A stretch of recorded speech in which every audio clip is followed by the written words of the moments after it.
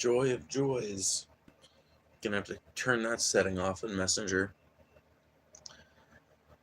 Well,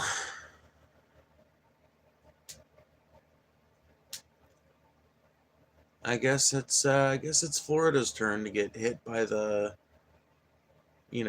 first major direct. Florida got hit by Helene. Um, Fucking crazy, dude. And honestly, that those are not the only two storms that have happened in this area. Um, Nobody else. I didn't really hear anybody talking about the other one that happened. There was one that. Oh man, I'm having trouble remembering the name. But let's see. A B C D E F G H I.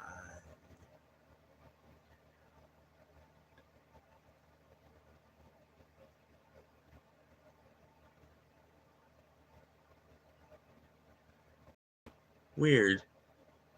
I always thought it was alphabetical, but there's no way there's been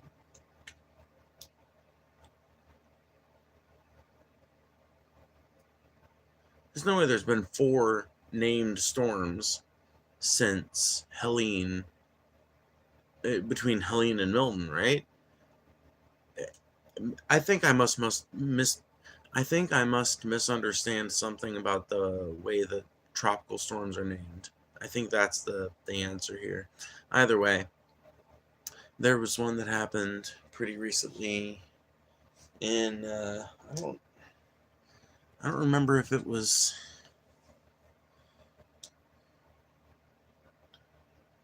Oh, damn it! Why did I do that? I should have put the phone in there and then turned it on. Hold on. I'm gonna fix something real quick.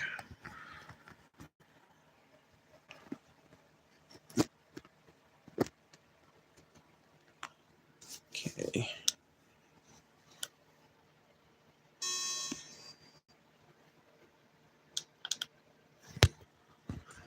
Wow, much better.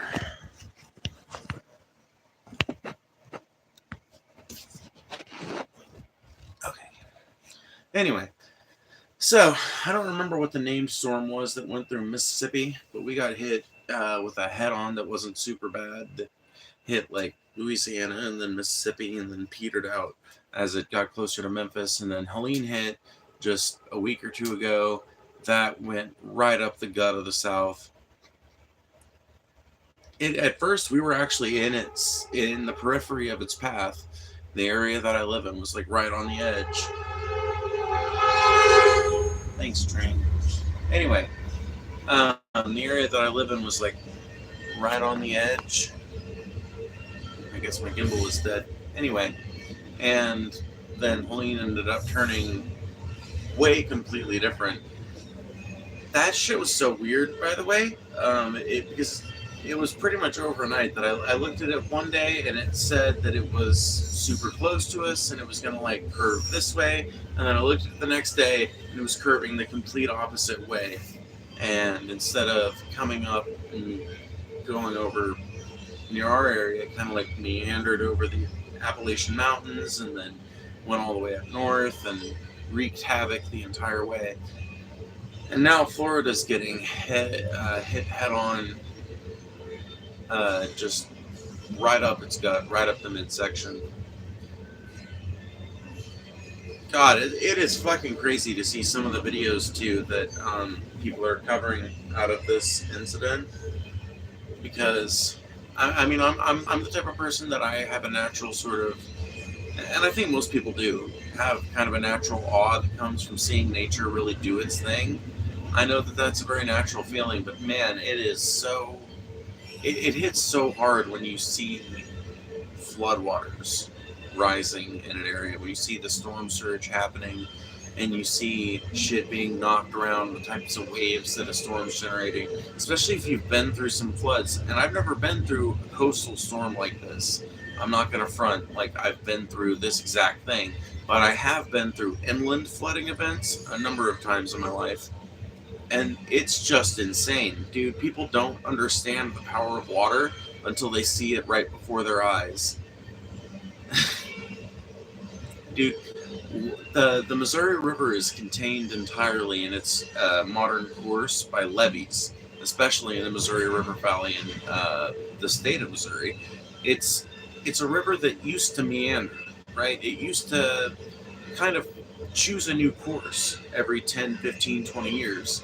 And the Missouri was, for the first, I don't know, 50 years of people knowing about it, well, for the first 50 years of white people knowing about it, it was a river that defied mapping because you draw a map of it in 1850. You draw a map of it in like 1845, and by 1855 it was incorrect because the river had shifted courses. So what happened was in the, I want to say the 19, hmm. Okay, you know what? I'm realizing I don't know the exact dates of when this happened. I'm pretty sure it was during the New Deal. Um, the river was channelized, which means they took it from a natural course to, like they basically said, okay, the course that it follows right now is its course forever. And they started building up levees and building up dams in certain areas and controlling the river so that it would have predictable flow. But unfortunately, what that means, one of the weaknesses of that design choice and of that development choice, is that when those levees break, if you've got a lot of inundation of the river already, and you're already starting to see huge saturation in the fields happening, and one of those levees break, your fields just become a giant lake and your roads become rivers, and it's pretty fucking insane. And that type of shit is happening on a mass scale right now for everybody that lives in a like 100-mile wide band of Florida right now. And that's just, man, my heart goes out to those people. And I don't know, I'll probably try and find some kind of aid organization that's doing rescue work down there and try to drum up some money for them, between me and Silas, because this shit is just fucked. And I don't know, it just sucks all around because I wish I could say that this sort of thing isn't going to happen in the future. I wish I could say that this sort of thing could have been mitigated. I wish I could say that it will be mitigated in the future, but I know that it's not. That people are just going to. It's the New Orleans problem, right? And it's a problem of a lot of coastal southern communities. They want to, and honestly, it's a problem of a lot of, like more inland kind of areas of the South and Midwest as well. Um, Anywhere that's like subjected to this sort of natural disaster regularly, there's kind of a mindset of like, we're not going to leave because we were born here, god damn it, and our roots are here, and everything we know is here, our business is here, so we're not fucking leaving, we're coming back, come hell or high water, literally. Um, and that keeps people coming back to areas that honestly are pretty much untenable. That should be areas that they should be allowed to return. They should be allowed to return to nature, or we should really be investing huge amounts of intelligence and technology in figuring out the problems of keeping shelters going on a floodplain or in a coastal zone that's subject to regular inundation from storm surge. Natural disasters suck a whole fucking lot, dude, and I'm really sad. I'm really sad that this is like becoming such a regular thing, and that from what I can tell, talking to people who are older than me, it seems like natural disasters like this used to be like a once in a blue moon thing. Like people talk about like Katrina, like it was, like it changed the fucking face of Louisiana and New Orleans, because it did. And they'll also mention how unprecedented it was. And it from what I can tell, it was. And then you've got this like Hurricane Milton thing going on. It's doing something very similar to what Katrina did. If you go and look back at the news reports from back then, it's it's getting close, and it's almost touching down. You know what I mean? But then it's like pulling back and gathering strength again. So already all of this middle part of Florida is experiencing storm surge and like 20 inches of rainfall, but then it's going to come right back with more of it. It's fucked. it's fucked. It's literally a Katrina 2 type situation. You're right. They used to be rare. What the hell's going on here? Dylan, if you don't know what's going on here, maybe listen to the conversation for a minute, figure it out, and then add something to it. How about? But now they're common. Yeah, that's the problem, right? That's why it makes me so fucking sad, is because even when I was a kid, Katrina happened when I was 7 years old when Katrina happened. So I don't have any memories of, well, I don't have any clear memories of the news reports. I'm sure if I thought about it hard enough, my brain could come up with some memories that I could juxtapose the hurricane reports into that memory. But I've also gone back and watched them as an adult, so I don't know that any of that would be legit. But I know that what I do remember is the sudden influx of people into our community and into the places we lived, and the constant tone of conversation being Katrina, Katrina, Katrina. I also remember it being a really fucking rainy year. I remember that being a year where even our area, inland as it was, got a lot of flooding just from rainfall. It was fucked, right? It was completely fucked. And Katrina happened in 2005, and if you go back and look at the news reports from the last 15 years, you will find really bad ones, not Katrina level, but you will find a really fucked hurricane pretty much every year. Um, they've gotten so common that it's hard to remember them by name. But Hurricane Ida, which struck in 2021, horrible fucking storm. Um, for some reason, the name Francine is sticking out to me. I don't remember what year it was, but it's coming more and more and more. Do you know about Hurricane Harvey? Hurricane Harvey. What year was that? It might jog my memory. A lot of these hurricanes I can remember more by year and the sort of destruction that they wrought, and less by the names, because the names are all so generic. What are your pronouns? She, her, hers. Thank you. Do you have any idea what's making these hurricanes so common? 2017. Yeah, I remember her, Harvey. So, um, I was living really far inland at that time. I was living in Missouri, so I wasn't affected at all by it. But I remember the destruction that it wrought. Um, that was one of the ones that hit Louisiana, was it not? I'm feeling like that was one of the ones that hit the like Western Gulf region, like Texas to Mississippi Gulf area, if I remember correctly. Um, why are they becoming so common? So, if you listen to meteorologists and environmentalists on this, the reason is because the Earth is becoming warmer. As the Earth becomes warmer, its weather patterns become more aggressive. Um, I don't understand 100% how the process works, um, because I don't know. The water system is a little confusing to me. The fact that a certain amount of water being in the air leads to condensation happening, and that conglomerates on little dust droplets and falls down. I get all that, right? What I don't really understand is how wind and windstorms work on a fundamental physics level. I do know that when I listen to news people talking about this, when they're if you're listening to somebody like on a commentary news story or news show where they've got like like an expert weather guest that's there not to give you the weather, but to talk about the implications of the weather pattern, right?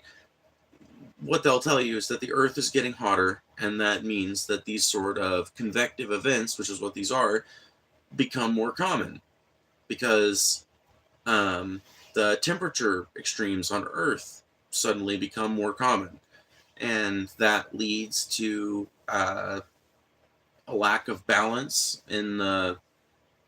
I don't know. It occurs to me that this kind of sounds a little bit hokey when you don't know exactly 100% how it works. Because I was about to say, like, it doesn't balance out the energies, and when the energies aren't balanced of the Earth, it all like comes apart, dude. I don't know. What I know is that it's getting hotter. That means they're becoming more common. And that if that is true, that means we can look forward to more of them coming in the near future. It hit Texas, and I don't know about the others. It happened when I was 5.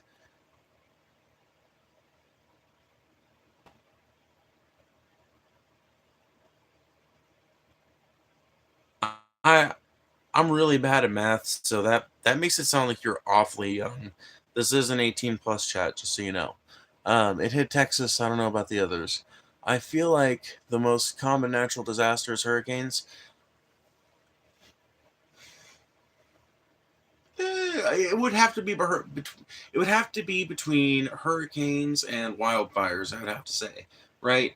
Um, and hurricanes, obviously, like a hurricane just refers to a particular type of tropical cyclone storm that happens on the east coast of the United States, or anywhere in coming off the Atlantic Ocean. Whereas a typhoon is that same sort of storm but happening on the Pacific Ocean, right? Um, and those are pretty fucking common, right? Like Japan gets hit with them all the time. Indonesia gets hit with them all the time. As far as I know, California gets them, and Alaska gets them. Like different places, like South America. You know what I mean? Like typhoons and hurricanes, pretty fucking common. You're guaranteed to get a few every year. Whereas an earthquake, like there are earthquake-prone zones that don't get a major earthquake for 50 years at a clip. There are earthquake-prone zones that get a major one pretty regularly, but for the most part, they're pretty rare things. Even if you know that they're going to happen eventually. Um, Let me think here. The only other one I can think of is like tornadoes. So tornadoes are a really interesting one to think about, right? Because number one, tornadoes, if I'm not mistaken, a lot of tornadoes form that are never spotted by anybody in terms of like people are watching this with a camera and their own eyes. There are a lot of tornadoes, and as far as I know, a lot of hurricanes that spin up and basically just cause a huge storm out in the ocean, and they peter out over the ocean, and they never affect anything but passing ships, right?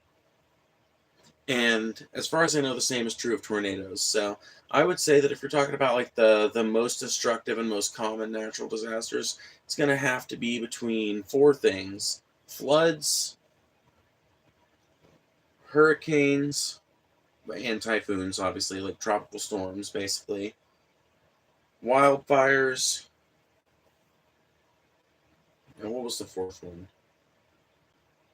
Floods, hurricanes, wildfires. Okay, just those 3. Put some pants on. They have shorts on. I had to look. I had to make sure. They're free to be offended, just as they are free to label themselves as they like.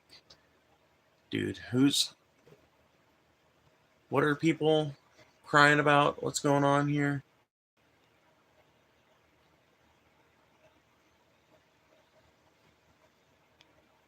Kat, have you ever considered that maybe like right on my shoulder is not the ideal spot?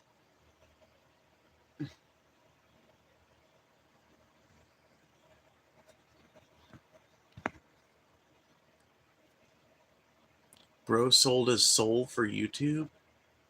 What the fuck, bro? Wait, do people think I fucking transitioned so that I would fucking be more interesting in live streams? If that's the case, then why didn't I start streaming until like 5 years after I came out as trans?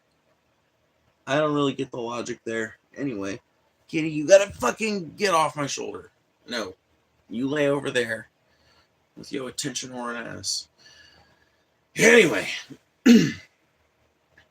so yeah. Oh, tornadoes was the other one.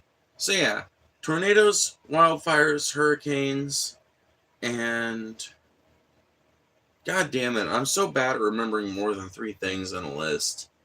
This is why my brain always wants to condense it down to 3.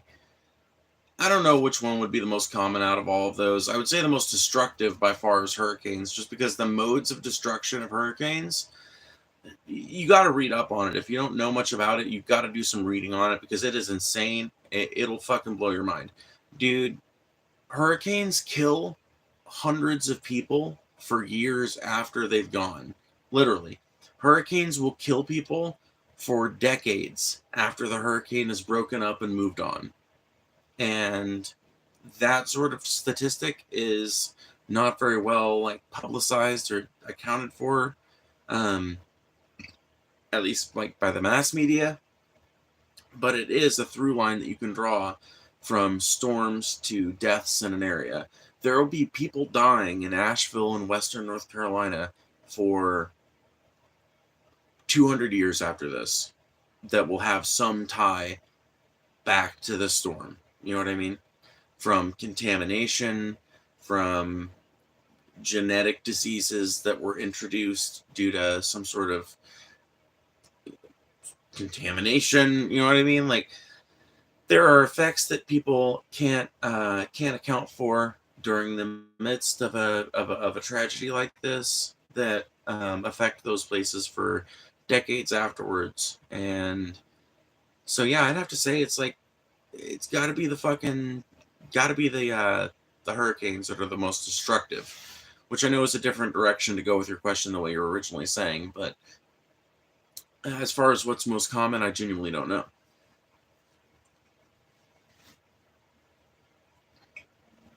Wildfires are destructive as fuck, don't get me wrong, but the ecology recovers from wildfires in a way that, um, well, the ecology and honestly human society is capable of recovering from wildfires in a way that it's way more difficult to recover from a flood or from some sort of water-based natural disaster, because water being as important as it is for life, it's also, as a wise person said, not me, somebody else, obviously. If that saying that didn't make that obvious, a wise person once said that water is the universal solvent.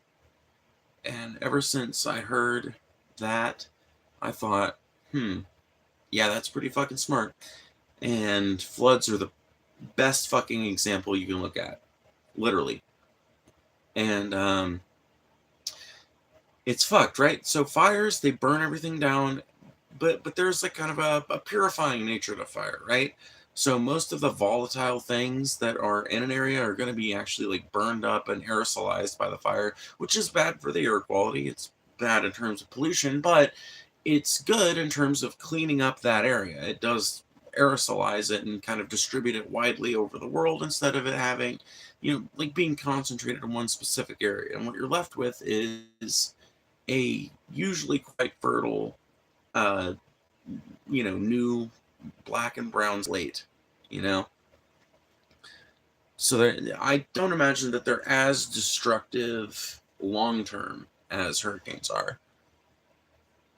Why am I moving back and forth? Because I'm autistic and it's just a self soothing thing that some of us do. Put a bra on, dude.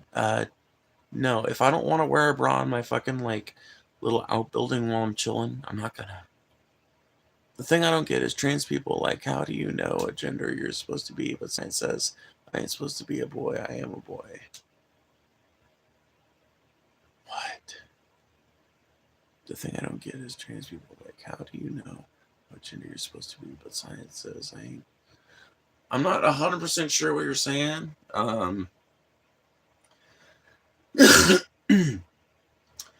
I don't know. I feel like this topic comes up all the time because I'm trans, and so people assume that like I've got a preoccupation with trans advocacy, and I guess I do, but it's only like in furtherance of being allowed to exist, you know. So I don't know. How do I know what gender I am? Because I know what type of clothes I feel comfortable in. I know what type of company I feel comfortable in. I don't know. For me, it's as natural as breathing. But I don't know. For some people, it seems to be way more complicated. And honestly, for most of the people that it seems to be way more complicated for, a lot of them I find are non binary in some way. they're gender fluid, or they're just non-binary without a specific label, they're genderqueer. You know what I mean? For me, it's not something I think about a whole lot. I'm saying science says you're a boy, nothing else. So, boy is not a scientific term. Boy is a cultural term. So, when you say boy, you don't mean male.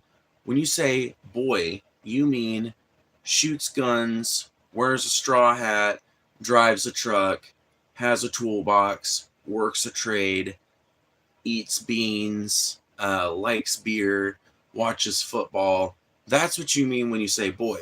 Now, it might be very convenient to conflate that with sex. It might feel really convenient to conflate those things in order to argue with somebody like me, but that is what that term means, right? Similarly, when someone says girl, there's a whole host of traits that they're referring to in their mind that they associate with that label, right? And none of that correlates to science. None of that is scientifically based. Men don't like trucks because there's something about men biologically that makes them like trucks. Men like trucks because Ford marketed trucks to men. That's why men like trucks. Men don't work the trades because there's something innately about them that makes them more skilled at it or better at it than anyone else. They work the trades because for the longest time, Western society demonized women and prevented them from taking roles of responsibility in society and roles that came with freedom in society. That's why men work trades. Or that's why that, and more they don't, honestly. More and more, everybody just kind of works service economy jobs. Depends on the area you're living in, obviously. But more and more, that traditional idea of masculinity is being eroded away just by the mere existence of new technology and new ways of life. But as it stands right now, that's why people associate those things with masculinity. People don't associate women with cooking because there's something innately skilled about us that makes us more capable at cooking. People associate women with cooking because we were at one time relegated to a position of housekeeping as our only role. At one time, women were expected to keep the house and do nothing else, and to produce children. And it's also a fun fact. This is why trans women are so egregious in society's brain. This is why we are such an offensive element to so many people that are elements of the status quo, so to speak, elements of gender normativity. Trans women are defective units. We're not capable of producing children. We're capable of doing everything else that people associate with womanhood, but we are not capable of bearing children, and therefore we are defective units. Just like old women, just like infertile women, just like women with Meyer-Rokitansky-Kuster-Hauser syndrome, whatever it's called, MRKH, Meyer-Rokitansky-Kuster-Hauser syndrome. God, that's a fucking difficult fucking set of words to say. Anyway, it's just fun how all this shit interrelates. You know what I mean?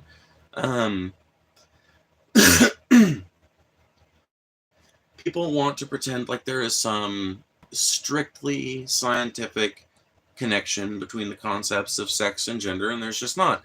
And even when it comes to sex, things are not black and white. That's the beauty of science, right? Is that science doesn't back up your idea that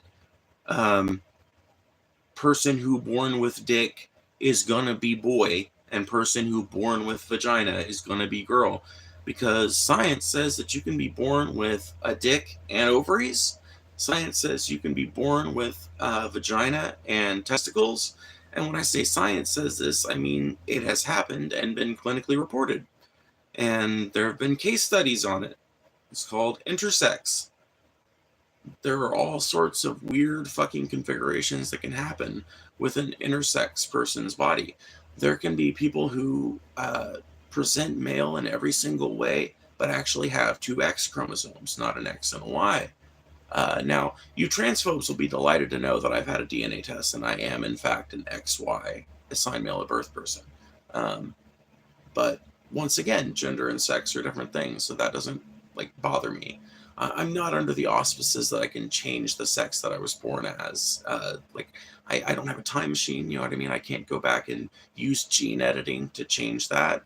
What I can do is change the presentation that I bring to people in my everyday life. I can change the way I feel about myself by changing the way I look at myself, by changing the way I look, the way I sound, the way I interact with people, you know, the interests I allow myself to express. All of these things are modes of expression for me that I can use to explore my gender in a way that makes me feel good. And that's all I care about when it comes to that shit, honestly.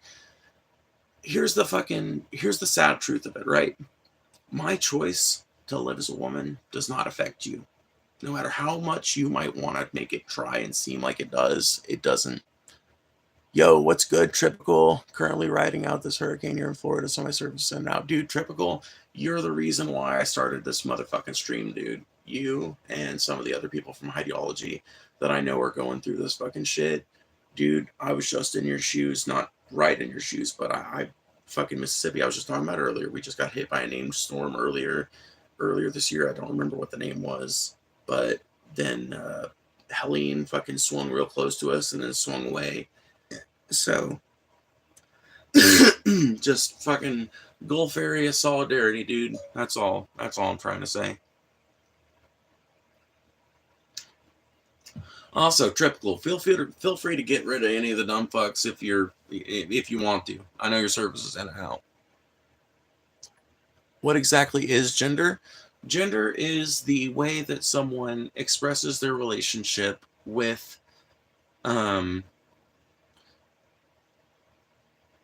sex and how do I put it? Okay, I may not be the best person to get this definition right because it's going to sound like a vagary, probably, but that is just a limitation of my ability, right? So, gender is a social construct that probably originates in very early agrarian society where it became critically important to delineate labor, right? The division of labor is probably what gave rise to traditional gender roles. Because in societies that have greater reliance on division of labor, the greater the reliance on division of labor, the greater the reliance on gender norms. It seems to be a thing that goes hand in hand. So it's essentially a set of traits and behaviors that human beings use to correlate their sex with their outward expression and their outward expression with the roles that are expected of them due to their sex. I don't know if that made any sense, but TLDR, it's a bunch of fucking complicated bullshit we would be better off without, honestly. We would all be 100% better off if we could get over the idea of gender and just start letting people be what they want to be. Because there are plenty of languages that don't really have a concept of personal gender in the same way that Western languages do. There are plenty of languages that rely on it in weird ways, you know? It's clearly not something that is required in the rigid way that Western culture tries to act like it is, but we all act like it is, right? And I think we'd be better off without it. I think it's a limiting thing. I think it's a framework that probably served us pretty well when we were all living in mud huts and, you know, fucking our cousins and shit. Like, it probably worked really well when we were living like animals. I don't know. But that the fucking crazy thing is that if you look at a bunch of ancient societies, if you look at some of these, or especially like Native American societies, a lot of these societies that people would be or would consider to have been living quote unquote primitive life, a lot of them didn't have a super fucking strong concept of gender. You know what I mean? So, or if they did, it was a much more mutable concept like the one we have now. I must be fatherless if I don't know what gender is. I live with both of my biological parents. We live on a family farm. You know what the most ironic thing about my life is that I live the life that a lot of fucking people on like the alt-right and the like the kind of turf side of YouTube would probably want a motherfucker to live. I just live it while being trans, and that pisses some people off. Something royal. Man, there are just some people who cannot get over the fact that I live a good, fulfilled life where I'm expecting a child, and I've got a little farm, and I've got a little patch of land, and I've got a regular, secure job. You know what I mean? Like, people just loathe the fact that I'm a normal motherfucker that happens to be trans, you know? And I love that. I love being loathed, I guess, on some level. On some level, it's kind of cool to think that there are so many people who think that deeply about me, whether it's negative or positive. Heck no, I'm eating those vegetables. Dang, that side you grew up country and you want to turn into this. Bro, do you realize how many fucking country fucking queer people there are? Dude, do you realize? Do you ever wonder why, as you grow up, as you live in your small town or in the county or whatever, do you ever like wonder why does it seem like people are always moving out? Why does it seem like they never come back? You know why? It's because of attitudes like yours. It's because families get broken up and go from living good lives in the country to living shitty lives in the city because of attitudes like yours and other reasons, but those don't help. You know what I mean? That shit doesn't help because there are more fucking queer people in the country than anyone in America seems to want to fucking admit. Honestly, the blue states act like they've got queer people on lock, and the red states act like we don't exist in their state. But I got news for you. I grew up in Mississippi, and I am not the only trans person I know in my county. In fact, there's like 10 or 20 of us. And there's about 50 more that I've had conversations with, or that my partner has had conversations with, that would be out as trans or out as queer if it weren't for the shitty ass, bigoted, backwards attitudes of people like you. So put that in your pipe and smoke it.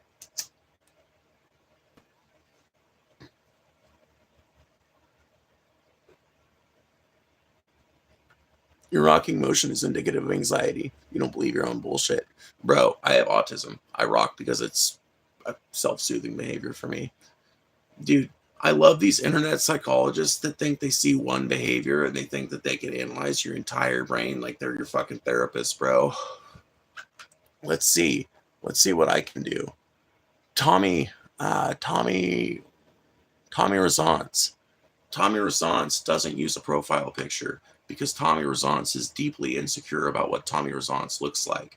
If Tommy Resance had any confidence in themselves whatsoever, Tommy Resance would upload a picture of themselves as their profile picture and use it and display proudly how they look. They would put their face behind their stupid internet therapist bullshit. But because they are deeply insecure about what they look like and have no actual emotional investment in anything they say because they mean it about as much as an old lady means bless your heart, they don't dare. They don't dare. So there's a little bit of internet psychology right back at you. Or maybe because they like privacy. Oh yeah, that's why you did it, right? Anime edits, right? See, with a dude with a name like yours, why didn't you just go get a picture of some like anime chick or whatever, dude? You would be just as indistinguishable from the rest of the crowd, but at least at that point you'd be colorful. What are your pronouns? She, her. Thank you. I identify as a giraffe. What are your pronouns, Tommy? Talk about coming to conclusions. Is that a joke about how it's hard for me to get to a point? Yeah, whatever. Guilty as charged. Take care of yourself, man. Well, thank you. Man, by the way, to everybody who's chilling in here, like the motherfucking stream right fucking now. Please. And make sure you subscribe to the channel because I love doing these streams. The more people I have subscribed to my channel, the more people can sit in these chats and have a fun time with me. And that goes for people who are sitting in here hating on me too. I want your subscription just as bad as I want the people who like me. I want all of it. Give me all of the engagement. Come on with it. Come on. Bring it in. Bring it in. Hard pass. I didn't want you anyway, Duncan, Idaho. You're just a clone of a fucking dude that's been cloned a million times. Bro, Kevin, don't make me turn on slow mode, bro. Don't make me turn on slow mode. I'm gonna have to ban Kevin because all he's gonna do is sit and fucking spam crosses. If you're going to LARP as a woman, stay the fuck out of their bathrooms and their sports. How about this, Jeremy? If you're gonna LARP as a person with an actual opinion that's worth something, how about you get a profile picture or get the fuck up out of my chat? How about that? That sounds like a really good idea. Clone is a social construct. Well, actually, no, it's not. A clone is a scientifically defined concept. See? That's the beautiful thing about being right and being intelligent, is that I can come up with really good rebuttals to your stupid bullshit, right? So a clone actually is something that is scientifically defined and could be, in theory, scientifically distinguished from the original, whereas gender is entirely a cultural and philosophical concept. Yeah, I was trying to say construct and concept at the same time. Both words work in that context. Its only relationship to science is insofar that it is a psychological construct. So it's something that is studied by science in that capacity. But all those studies seem to reveal is that it is a very fucking shifting, changing, intangible thing. So, shattered by science once again. So is gender. Gender, sex. I know this is difficult for people to process because most people were failed out of the education system, but as a person who actually graduated high school, let me fill you in on something, right? As a person who actually went through science classes at a 12th grade level, right? I know you guys didn't do that, but I did. So let me explain to you, right? So sex is what chromosomes you have, what reproductive organs you have, and that itself is a very complicated thing because intersex people exist, which have unconventional and unusual configurations that they're going to tell you. People exist that are not visibly intersex, but that are on a genetic level because either they are, they present completely as female and are assigned female at birth, but they have they have XY chromosomes, or a person that's that was born with a penis and is assigned male at birth but has XX chromosomes. That happens. Sex in itself, just by itself, is a very complex thing, really complicated thing. Gender, even more complicated thing. Gender is merely a social construct that is agreed upon by people by popular vote, essentially. And if you don't like it, it's on you to make better arguments for why rigidly defining gender is a good idea. Because I make the argument that we would all be better off without gender. Because gender is the system that allows women to be picked on just for being women, essentially, right? It's not it's not merely the fact that they have vaginas. And thinking that that's why women get picked on and why women get assaulted and sexually assaulted in greater numbers than men do, thinking that is thinking that it's just because, like, merely because you're a woman, merely because you were born with a vagina, is so it's so fucking weird to me, because it's really objectifying. People want to talk about reducing women down to body parts. That's what you're doing when you do that, right? All of the negative energy that is directed towards women as a result of misogynistic cultural narratives, all of that is a result of gender. If it weren't for gender, then oh boy, error's got to go.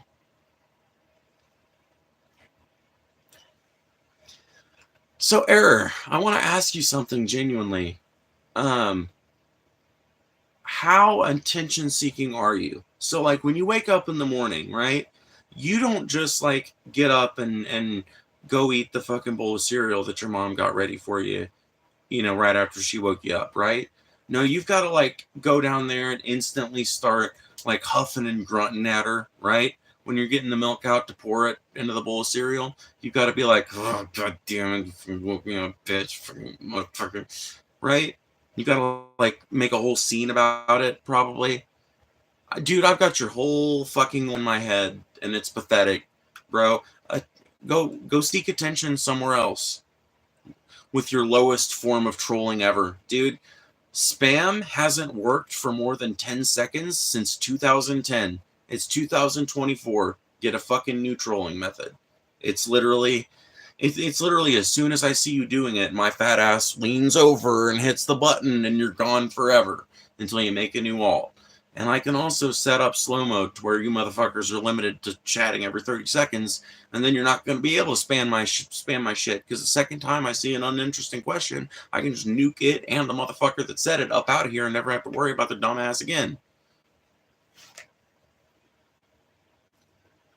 See, like James Jenkins, gotta go. His dumbass thinks everybody needs to hear his shit 30 times the fucking time. Spamming is gay as hell. Dude, there's not a gayer fucking method of trolling, bro. Spamming is the gayest thing you can do, dude. Literally. 90s gay. Spamming is for fucking faggots. How's that for some irony? I'm sitting here having like a super complex conversation about gender theory and defending trans people, not just myself, but broadly. And then I'm like, you know, faggots, though. I love that sort of shit. I love that. I love that little playful contradiction. Are you male or female? I'm a figment of your imagination. Mental illness?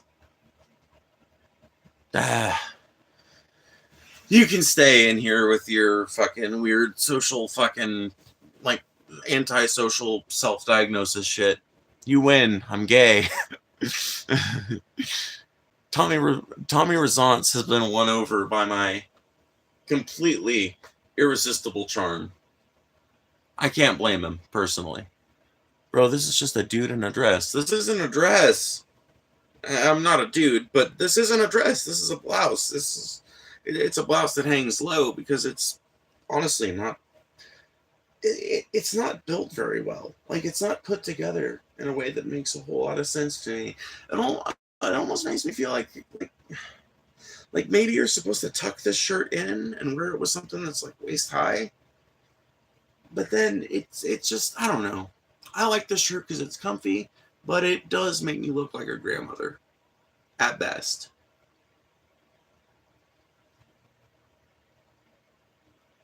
How's your day going?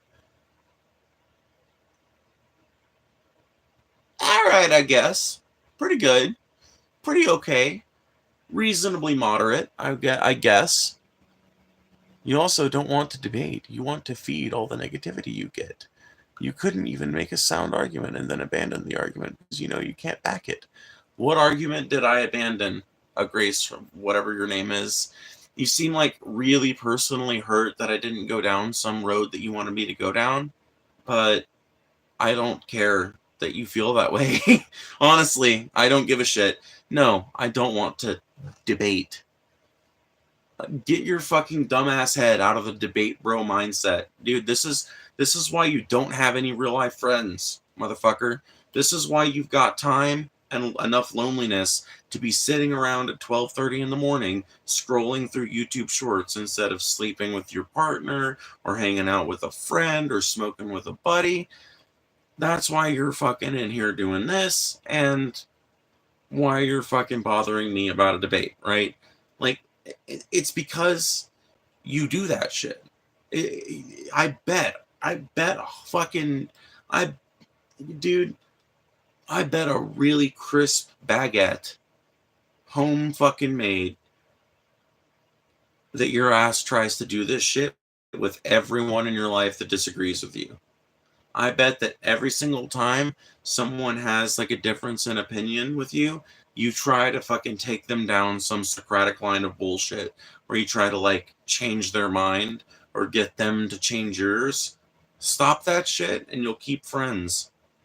Dude, because dude, I honestly made this stream to sit in here and talk about how fucked it is that our government is not going to do a motherfucking thing for Florida after this fucking storm. I didn't come in here to fucking sit and talk about the trans issue for the millionth time. I get it. I'm trans. That makes you uncomfortable. Scroll up then, bitch.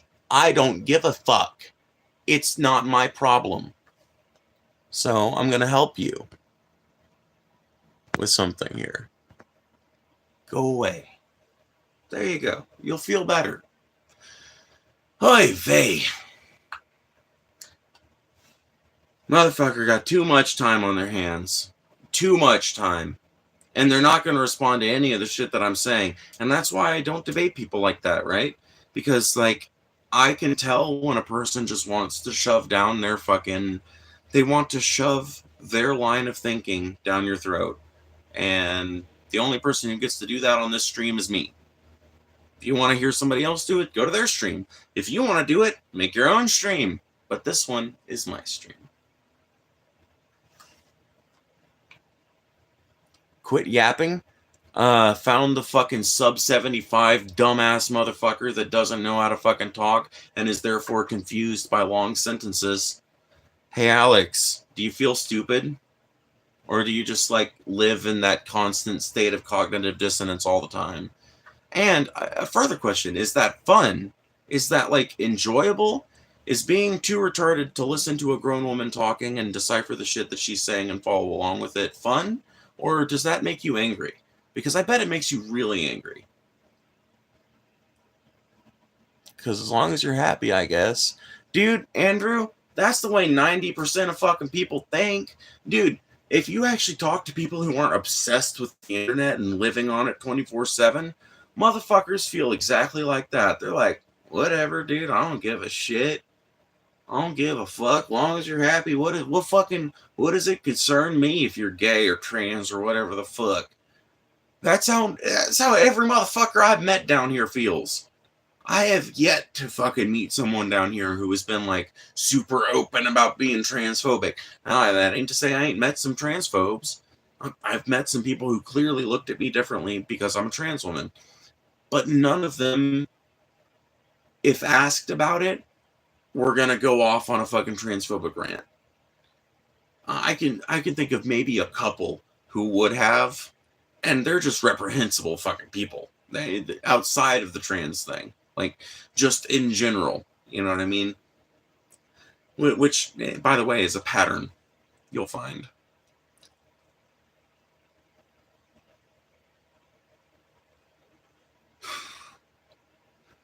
By the way, once again, I'm fucking breaking record viewers here, and I'm really happy about it. So if you guys are liking this stream, make sure you subscribe to stay abridged of all the shit that I post, because I try to post shit as often as I can when it comes to these live streams, because I really like doing them, and I have a lot of fun, even when we're arguing about stupid bullshit that I've argued about a million times before.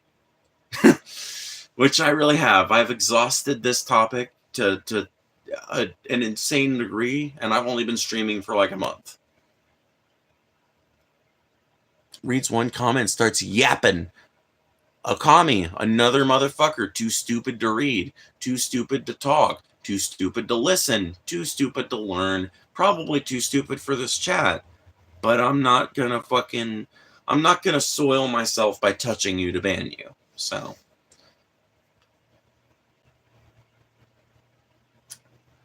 Could you elaborate on people having the need to force their perspective and how that ends up creating a lonely existence?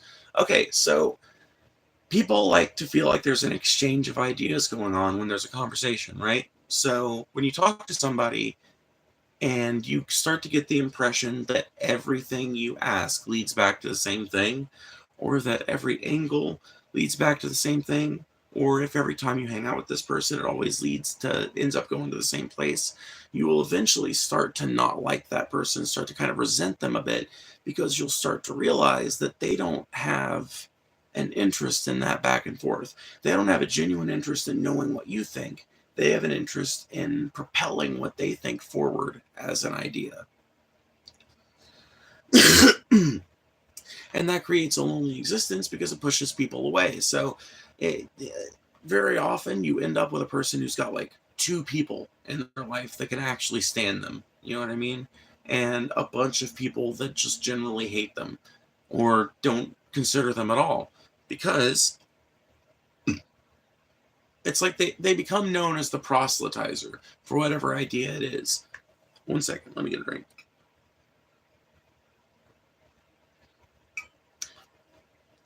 I've seen this trend with all sorts of personality types, but I've seen it most commonly in Christians.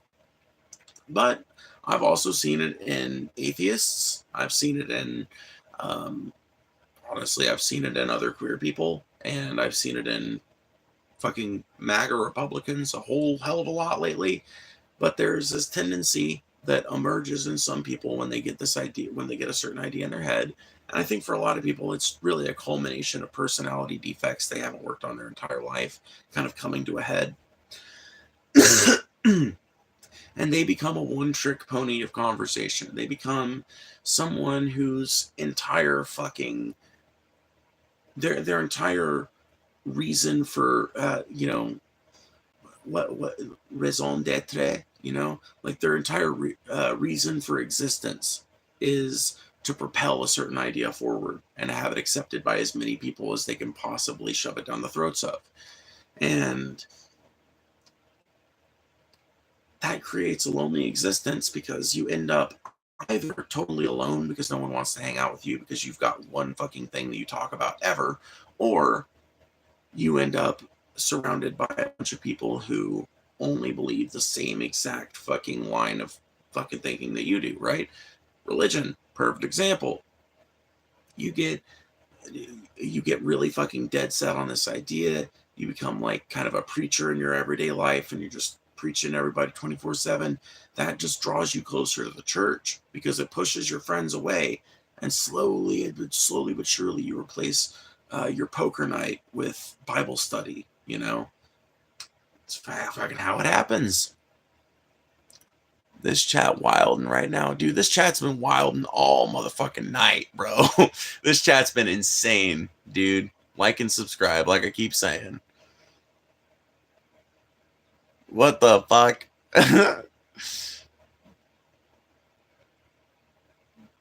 Oh my god, dude. The fucking the chat is moving so goddamn quickly.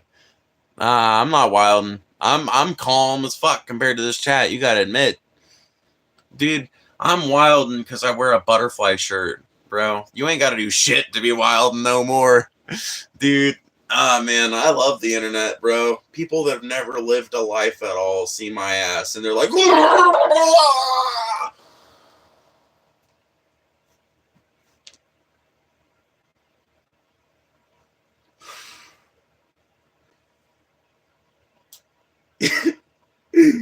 go outside your college dorms, you fucking dorks.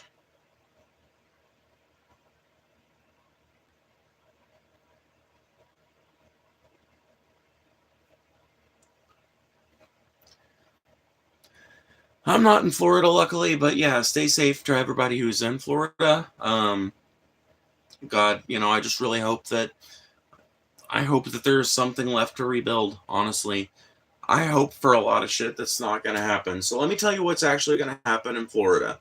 This storm is going to eat the fuck out of Florida. I didn't say beat the fuck out of Florida. Beating the fuck out of Florida makes it seem like there's going to be something left. No, this storm is going to eat the fuck out of Florida. People are going to return to their homes in 2 months to find nothing. Their cars washed to sea.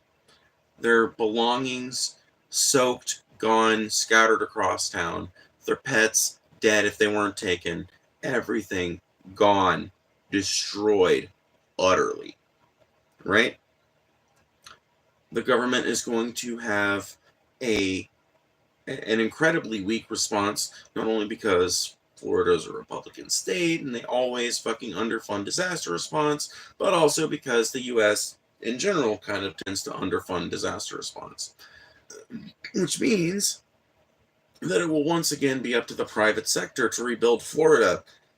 They will do it in the cheapest manner possible to exploit the maximum amount of tax dollars and donation dollars and whatever the fuck else. And Florida, in 2 or 3 years, that area of Florida will be right back to being a ripe wet pussy for the hurricanes to fuck again whenever a big one ramps up and sails through that area next time. And no research is going to be done in the meantime and implemented to start protecting some of these houses from fucking 12-foot storm surge, 20-foot storm surge, 200-mile-an-hour winds, etc., etc. No movement is going to happen to evacuate Florida and evacuate the coasts and evacuate areas that just can't fucking frankly support being constantly torn down and rebuilt. Dude, I hate to say it, especially as a Southerner. I know this is going to come off as fucked to people, but dude, I legit kind of think it's time for some of us to kind of like think about uprooting and going somewhere else. Because like, think about how many fucking billions of dollars are wasted, literally wasted, in rebuilding places that are doomed to fucking collapse again. Think about how many billions of dollars have been wasted on making New Orleans a habitable city. That city has spent more on keeping itself not swimming in water than most cities spend on maintaining their entire highway infrastructure and their police force. You know what I mean? Like that city, its fucking tax base exists to keep it afloat, literally, to keep it not underwater. And maybe it's time we talk about moving New Orleans inward or inland, or like maybe New Orleans can stay, but like we've got to figure out some fucking crazy weird contraption with what to hold back the storm surge, because I'm telling you, this shit is not going to go away. It's just going to get worse and worse and worse and worse. And so we really need to start talking about like, okay, we're not going to, like, honestly, I would be in support of the federal government someone in the federal government introducing a bill whereby it's just declared like, okay, after a hurricane hits a fucking area in the coast that's been hit 3 times in the past, that area is considered earmarked for abandonment, and they salvage literally everything that they can from that area, try to take it down to as bare bones as they can, and then let nature reclaim it.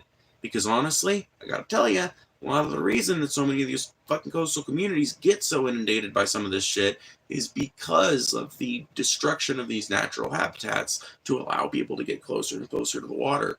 It's time we radically reshape and rethink how we interact with our coastlines here in the South. Because if we don't, we're going to keep losing family members to hurricanes. We're going to keep losing billions of dollars worth of economic value to fucking hurricanes for no fucking goddamn good reason. So can we be fucking reasonable for a second, please? Dude is talking shit on the government and doesn't even realize those are Democrat failings. Those are Democrat and Republican failings. Do you think I'm a Democrat simp, bro? I ain't a Republican simp either, but do you think I'm a Democrat simp, bro? When did I ever fucking say a goddamn good fucking word there about the fucking Democrats, bro? New Orleans is a Democrat-run city. Or at least it usually is, you know what I mean? I know it goes back and forth sometimes, but hell, like, now that said, New Orleans is a Democratic city in a deeply red state that, in fact, I think a deeply red parish, too. But point is, they can't control the damn weather, but they can control the response to it. And I didn't say a fucking positive word there about Democrats. So mistake me not for somebody that's playing the fucking stupid ass duopoly politics game. That's not really my fucking gig anymore. The last time I did that was in 2020. I voted for Joe Biden, and what it bought me was a $250,000 Raytheon package. Or no, I'm sorry, $250 billion Raytheon package signed within this fucking like second month of his presidency. And pretty much immediately after that, bombs started falling on fucking Syria for some goddamn reason. Look crazy how that works, huh?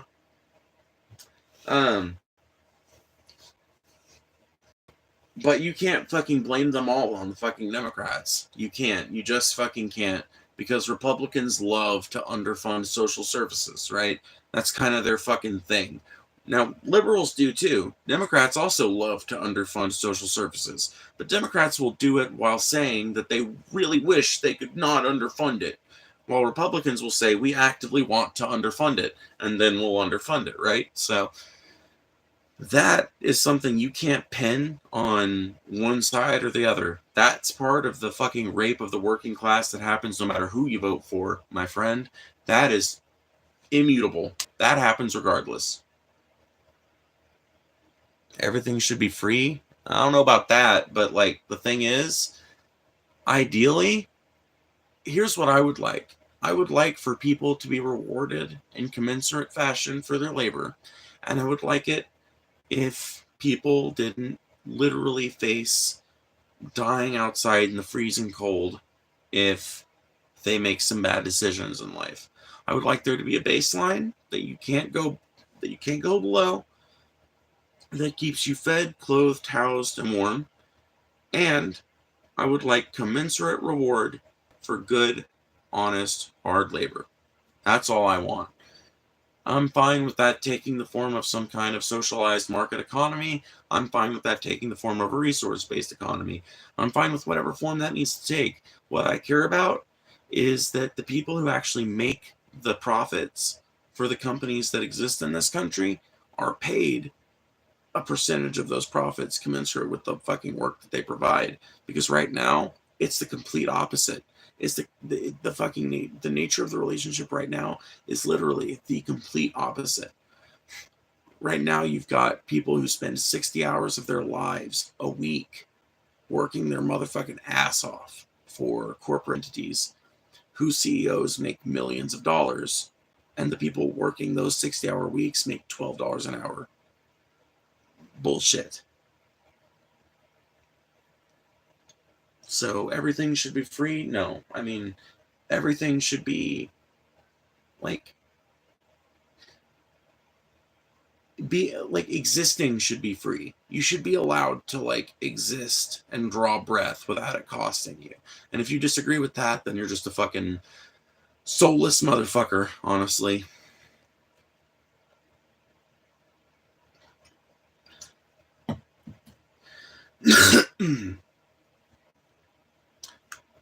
Oh man.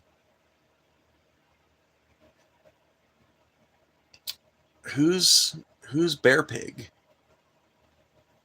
They've got the little check mark that makes them seem like a legit channel.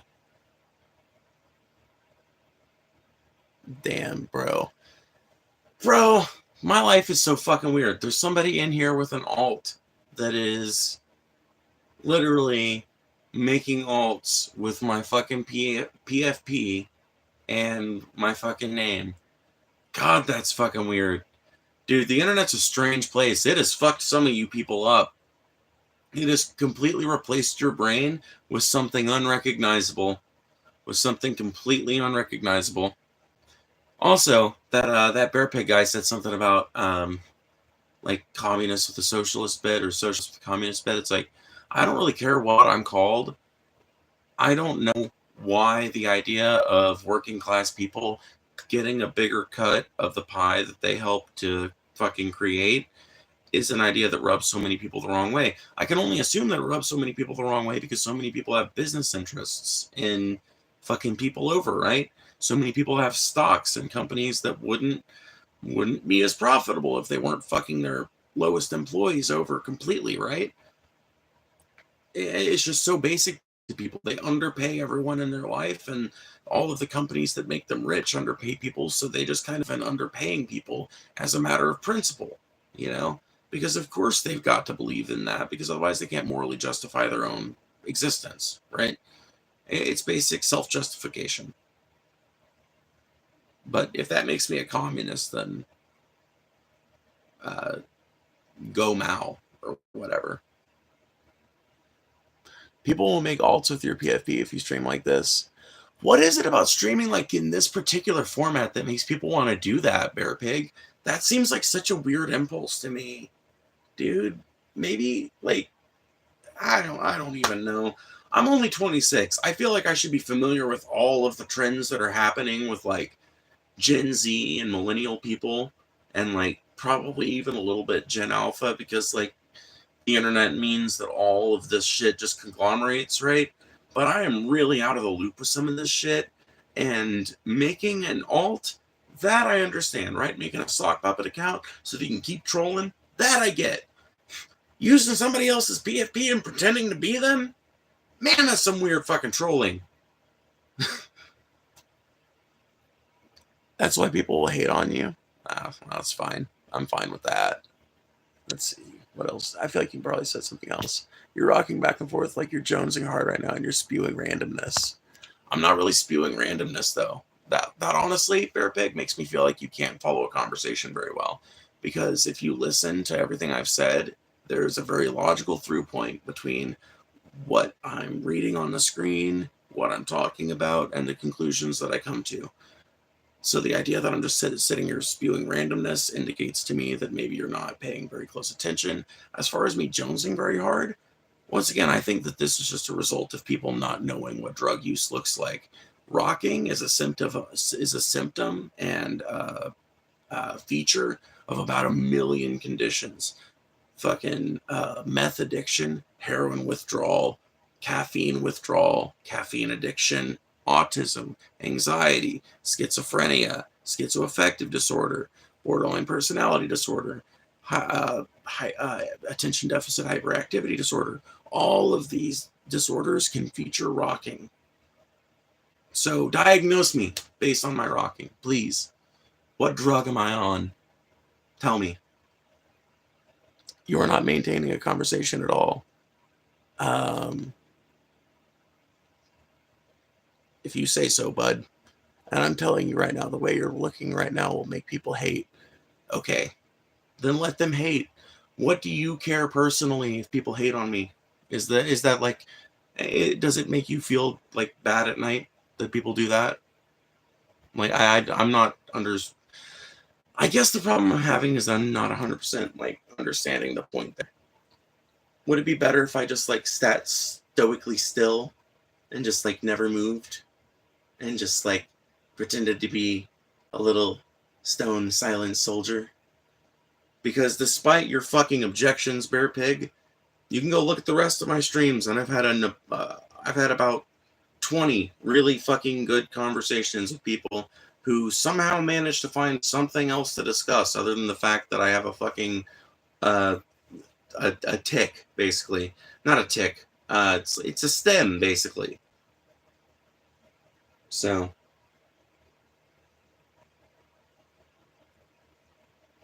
But I can't really do it when the cat's there.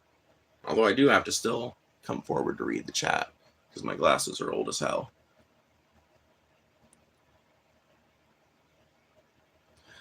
Dude, I don't... Oh, man. Dude, people assume that because they see me streaming on YouTube, I must spend my whole life on YouTube. Dude, I do like an hour and a half worth of streaming, like every other day when I feel like it. I don't live my whole life on the internet. I don't know why people think that. And I think it's just projecting, dude. It's because people spend their whole lives on the internet, so they see somebody else making content or doing something online, and they assume that person must be engaging with this content in the exact same manner that I do. And it's like, no, that's not how human beings work.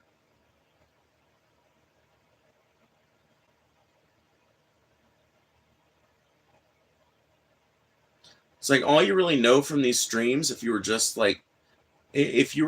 watching them and trying to deduce shit from my life, you would know that I've got a partner, that I've got a kid on the way, that I live in Mississippi, that I've got a farm, and that I've got a full-time job. And other than that, you'd be pretty hard-pressed to, like, get down to the nitty-gritty of details of my day-to-day life. What have you done, cat? Stop it. You climbing up you trying to climb up me leads to wardrobe malfunctions. God damn it. Maybe. Motherfucker. Mississippi is a hard L indeed. They gotta fucking tell me. Ain't gotta tell me. Finally, someone else can see it. Bear Pig revalidated. Did it make you feel really good? I don't want to hate, but something mentally is going on here. So Bear Pig is another one of these like internet therapists then? All right, well, I don't allow that type of shit in my chat, so God. Anyway, finally, that retard's gone. Ugh, I hate that type of shit. Dude, you are not a fucking internet therapist, bro. I don't know what it is about getting that check mark that makes people feel like they're fucking internet god. But dude, it happens. I'll be goddamned if it doesn't happen though. People get that little internet check mark on fucking, whether it's on Twitter or it's on fucking YouTube, doesn't matter. They get that been verified thing. And something just goes to their head, dude. They think they're fucking God. They think they're fucking an expert on your entire life because they watch 15 minutes of your stream. Oy vey. Could never be me, dude. I do not have enough. Like, I literally have enough shit to do in my life. I don't have time to be sitting around in people's live streams diagnosing them from 2,000 miles away. That seems like a waste of time to me. What do you think about all the P. Diddy propaganda?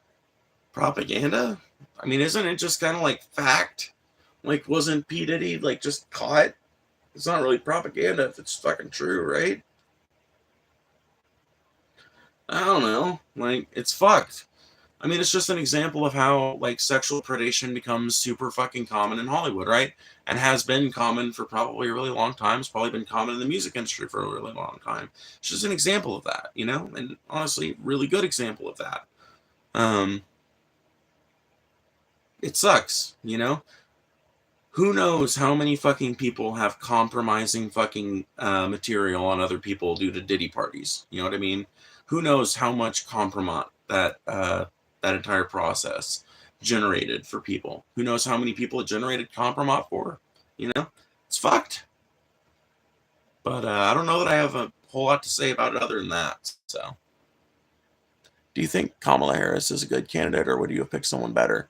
Oh my God, I would have picked anybody but Kamala, dude. She's leading Trump, I heard today, by 1 point. Dude, that's unelectable. That's losing to Trump 100%. I would have picked anybody else. I would have picked, honestly, if we're being, like, just throw anybody on the table, I can pick anybody I want. I would have picked, honestly, if he would have done it, I might have picked Tim Walz, but I don't think he would have done it. I think Gavin Newsom could have made a good candidate if he wanted to do it, but he's not going to want to do it because he would be facing Trump, and that'd be political suicide. Let me think here. See, we just didn't have a whole lot of electable candidates coming, even trying to throw their fucking name into the ring for 2024, so it's hard for me to think of people. But Elizabeth Warren is a hell of a lot more electable than fucking Donald Trump. She's measured, but she's also got the capacity to be kind of funny. She's intelligent. She's really fucking smart. And she comes from a part of this country that has saved itself largely from the brain drain that's happened to the rest of the country. So I would trust Elizabeth Warren to make good decisions, but I think she's kind of a snake. And obviously she wasn't going to be put up, but yeah, no, Kamala Harris is not who I would have picked for the Democratic fucking Party's nominee at all.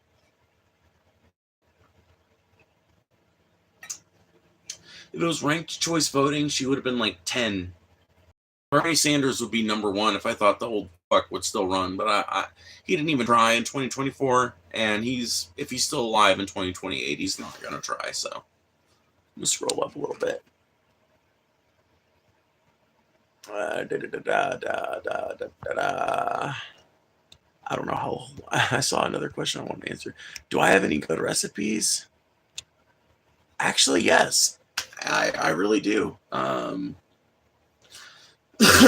So if you want to make a really delicious spaghetti sauce, take a big can, like, you know, fuck, I can't remember how many grams are in a can like this, but one of those big old cans. Take a big old can of crushed tomatoes. Canned tomatoes work really well for fucking pasta sauce, by the way, because they maintain a consistent flavor. You know what I mean? So if you've got fresh tomatoes, you can also, you know, you can process them and turn them into crushed tomatoes and use them in this recipe, but it's going to be more steps, right? So get you some crushed tomatoes, whether they're in a can or in a fucking regular thing, and then you pass that through a vertical sieve, swish it all around with the vertical sieve, pass all that juice and all that tomato fucking stuff into the bottom of the pan. Then you go out and you get you some fresh herbs from your herb garden. If you don't have an herb garden, find somebody who's got an herb garden. If you can't find somebody who's got an herb garden, that really sucks, and I feel for you. So get you some dry herbs and prepare to season your fucking stuff, right? Now, at this point is where you can start to get a little kind of festive, right? So, something I did this last time when I made spaghetti is that rather than just sieving the tomatoes into the pot immediately, I first roasted some garlic in there with some olive oil and threw in some, like, just a little bit of the dried seasonings and a little bit of the fresh. And God, I sound so awful. Jesus. Anyway, threw that in there, and I threw some chopped up Choco Segura peppers from our garden into there. They're this wonderful, delicious Italian sweet pepper. So I chopped up some of those and threw them in there. Threw it in there with some onions, some garlic, and I let that all toast up and get nice and cooked and translucent and shit. And that's when I added the tomatoes after I took it off the heat. Added the tomatoes in there, and then you stir all that up, right? You put it back over the heat, and then you bring it up, and you want it to sputter, but you don't want it too high, because if it's too high, number one, you're going to burn yourself. Number two, you're going to burn your fucking tomato sauce. But when you've got it all arranged, you've sieved your tomatoes, you've got your toasted veggie base, basically your sauteed veggies as your base, right? You've got all that together. Now you're going to want to add some beef stock. I use beef stock. I like the flavor that it imparts. I suppose you could also use chicken stock or vegetable stock. I don't guess it would matter all that much, but I use beef stock. And I use beef stock until it gets to about the consistency that I want for spaghetti sauce, which I like a fairly runny sauce. I don't like something that's like super thick and goopy. I like a fairly runny sauce, not completely runny. I don't like it liquidy, but I like it to run. I like it to have liquid to it, right? So once it's at that consistency through the addition of the beef stock, then you get your heat just right to where it's sputtering a little bit and it's clearly staying hot. For my stove, this means like a 2.5, but it might be like a 3 or a 4 for your stove, or it might be like a 1.5, who knows. You get to that low simmer, right? And then you just let that motherfucker sit there for like 3 hours, stirring like every 20 minutes or so. You go in, you stir it, you smell it, and you cock the lid off to the side so that some of that steam can escape. There you go. There's a recipe for fucking good ass fucking spaghetti sauce. Now, the key to that recipe is the herbs that you use. So the herb selection we have in my garden is really particular to Italian and Mexican cooking. So it's just easy for me to find spaghetti sauce ingredients that taste naturally really good. And we've got Italian sweet basil growing in the garden, so my spaghetti ended up with a kind of natural sweetness to it. And I also used rosemary, which, in my opinion, imparts a little bit of its own natural sort of oily sweetness. Anyway, I'm going to scroll all the way down now. Can you repeat that? I just found a pin. My cat's name is Creamsicle. How long do my manic episodes usually last? My buddies are usually around 6 to 8 hours. I don't have manic periods. I do these when I feel like. Honestly, when I do these, a different sort of attitude comes on me than when I'm doing pretty much anything else, except for working, right? So when I'm at work, I'm able to stay pretty fucking, high energy and shit. But otherwise, I'm pretty chill. But when I'm on here, I'm high energy because that's how you get the people to participate in conversation with you. So anyway, Tommy, are you serious? Do you really want me to repeat all that? Because I do have DVR enabled, which means you can back up the stream and rewatch it, or I always upload them as public after I'm done, so you can run it back. I'll repeat it if you really want me to, but that's a lot to repeat. And I'm going to end up consolidating it if I do.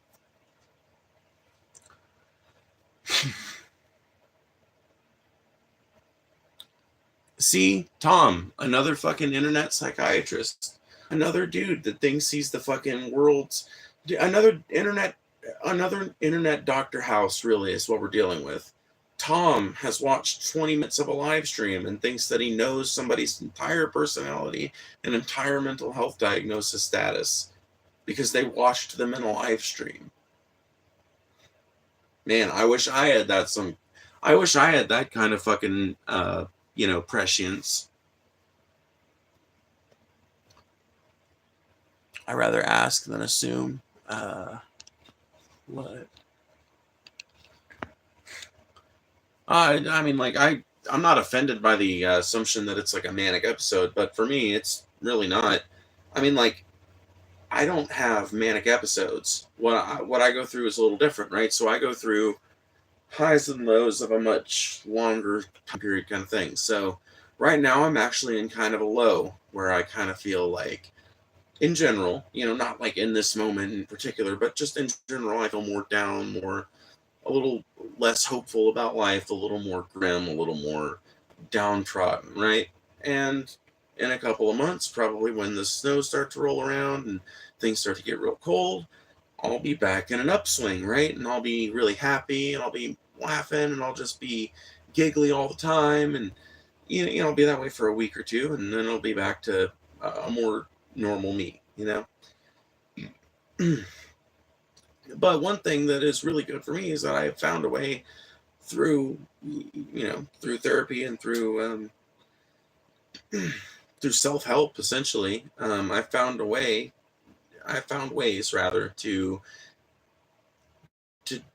be happy in moments when I would rather not be happy, or when my brain and my body seem to be working in tandem to prevent me from being happy. I found ways to channel happiness even in those times. So luckily for me, it doesn't affect me that hard. It doesn't affect me nearly as hard as it did when I was a teenager, which is something I'm thankful for.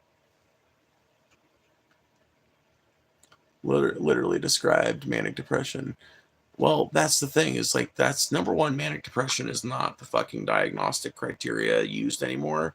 I don't know if you're like, listen, I know you're an internet doctor, but your certification might be a little like, misinformed, because doctors don't use the term manic depression anymore. Or at least they're not supposed to. I'm sure a bunch of country bumpkin doctors do still use the term. But anyway, there are, from my understanding, two ways that illnesses like this work.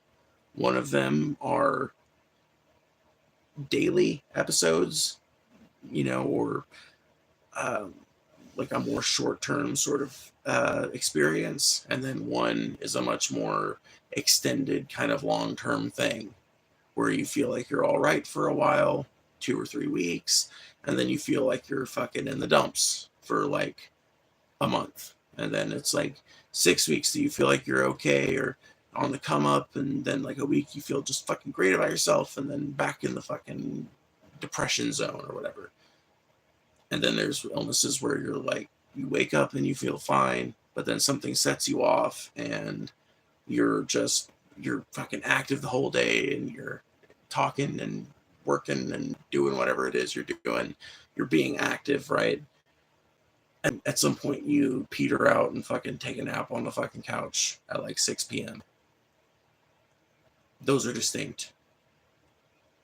And if you don't understand that, then maybe your internet certification has ran out. Maybe you should, go back to whatever internet psych college certified you to be diagnosing me in my chat. Does anything help even you out? Oh, does anything help even you out? Weed, I guess. So far as I need to be even out, weed pretty much does that, yeah.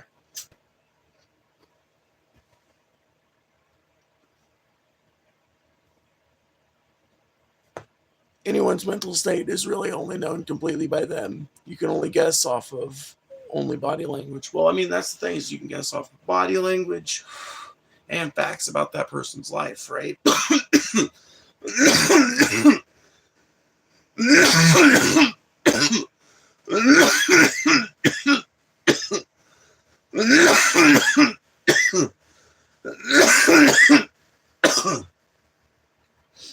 Oh boy. Damn, Julian, you ain't kidding. Ah, can't see.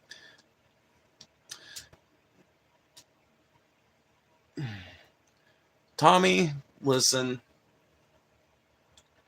I don't understand why you're so hung up on the terminology, but it's fine, brother. We can disagree. It's fine. Can we just move on? I don't want to talk about it anymore. It's boring to me. I live the way I want to live. You're not going to talk me out of it. I've heard better arguments than any argument you would make, and they didn't convince me. So can we just move on? Honestly.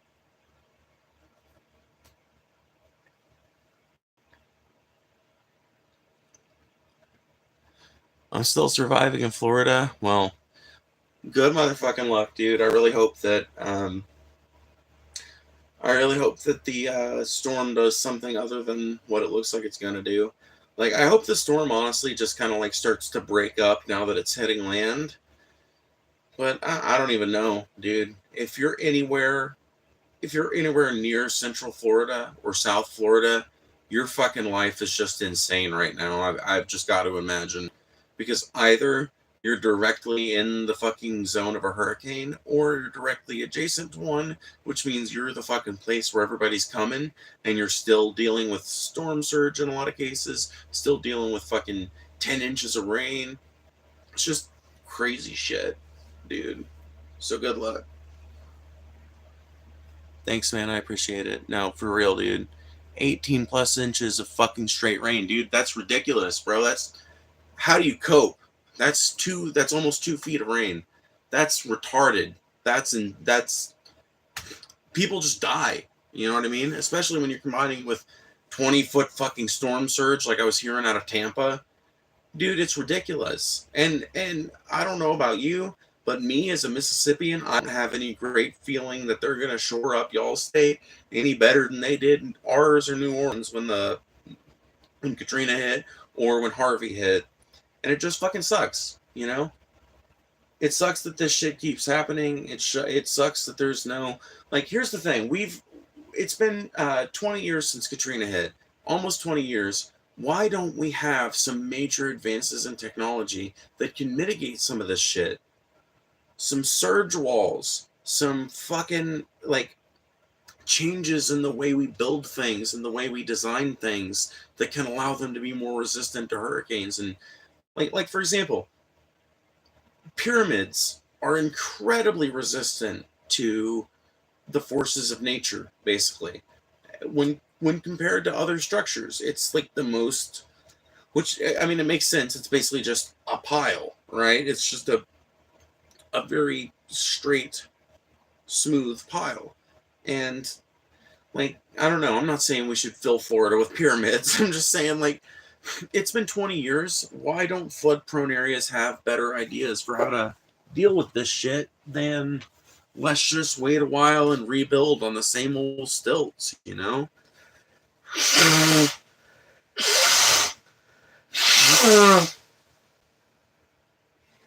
Sorry, y'all.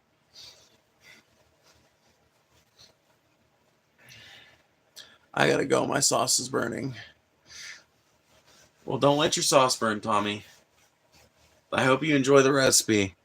I'm barely getting hit and no outages yet, but I send my hopes to Orlando and Tampa and all that. Me too, dude. Me too. I was in Asheville at the Biltmore a day before Helene hit. I-40 mudslides by like 2 hours. It was crazy. Well, dude, James, we may have been arguing earlier or whatever, but genuinely, I'm glad you weren't killed by that shit.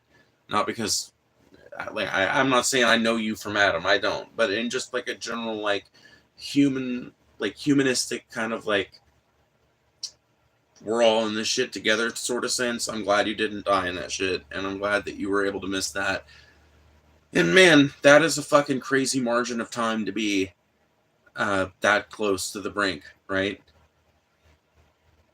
Fucking insane. Fucking insane, dude. I'm trying to think if I've ever been like that close to something No, I guess like well no, I don't think I've ever been that close to a natural disaster actually happening in my area or in an area that I was passing through and just barely missing it. At least I can't think of one that's where it's been like that. That's just fucked.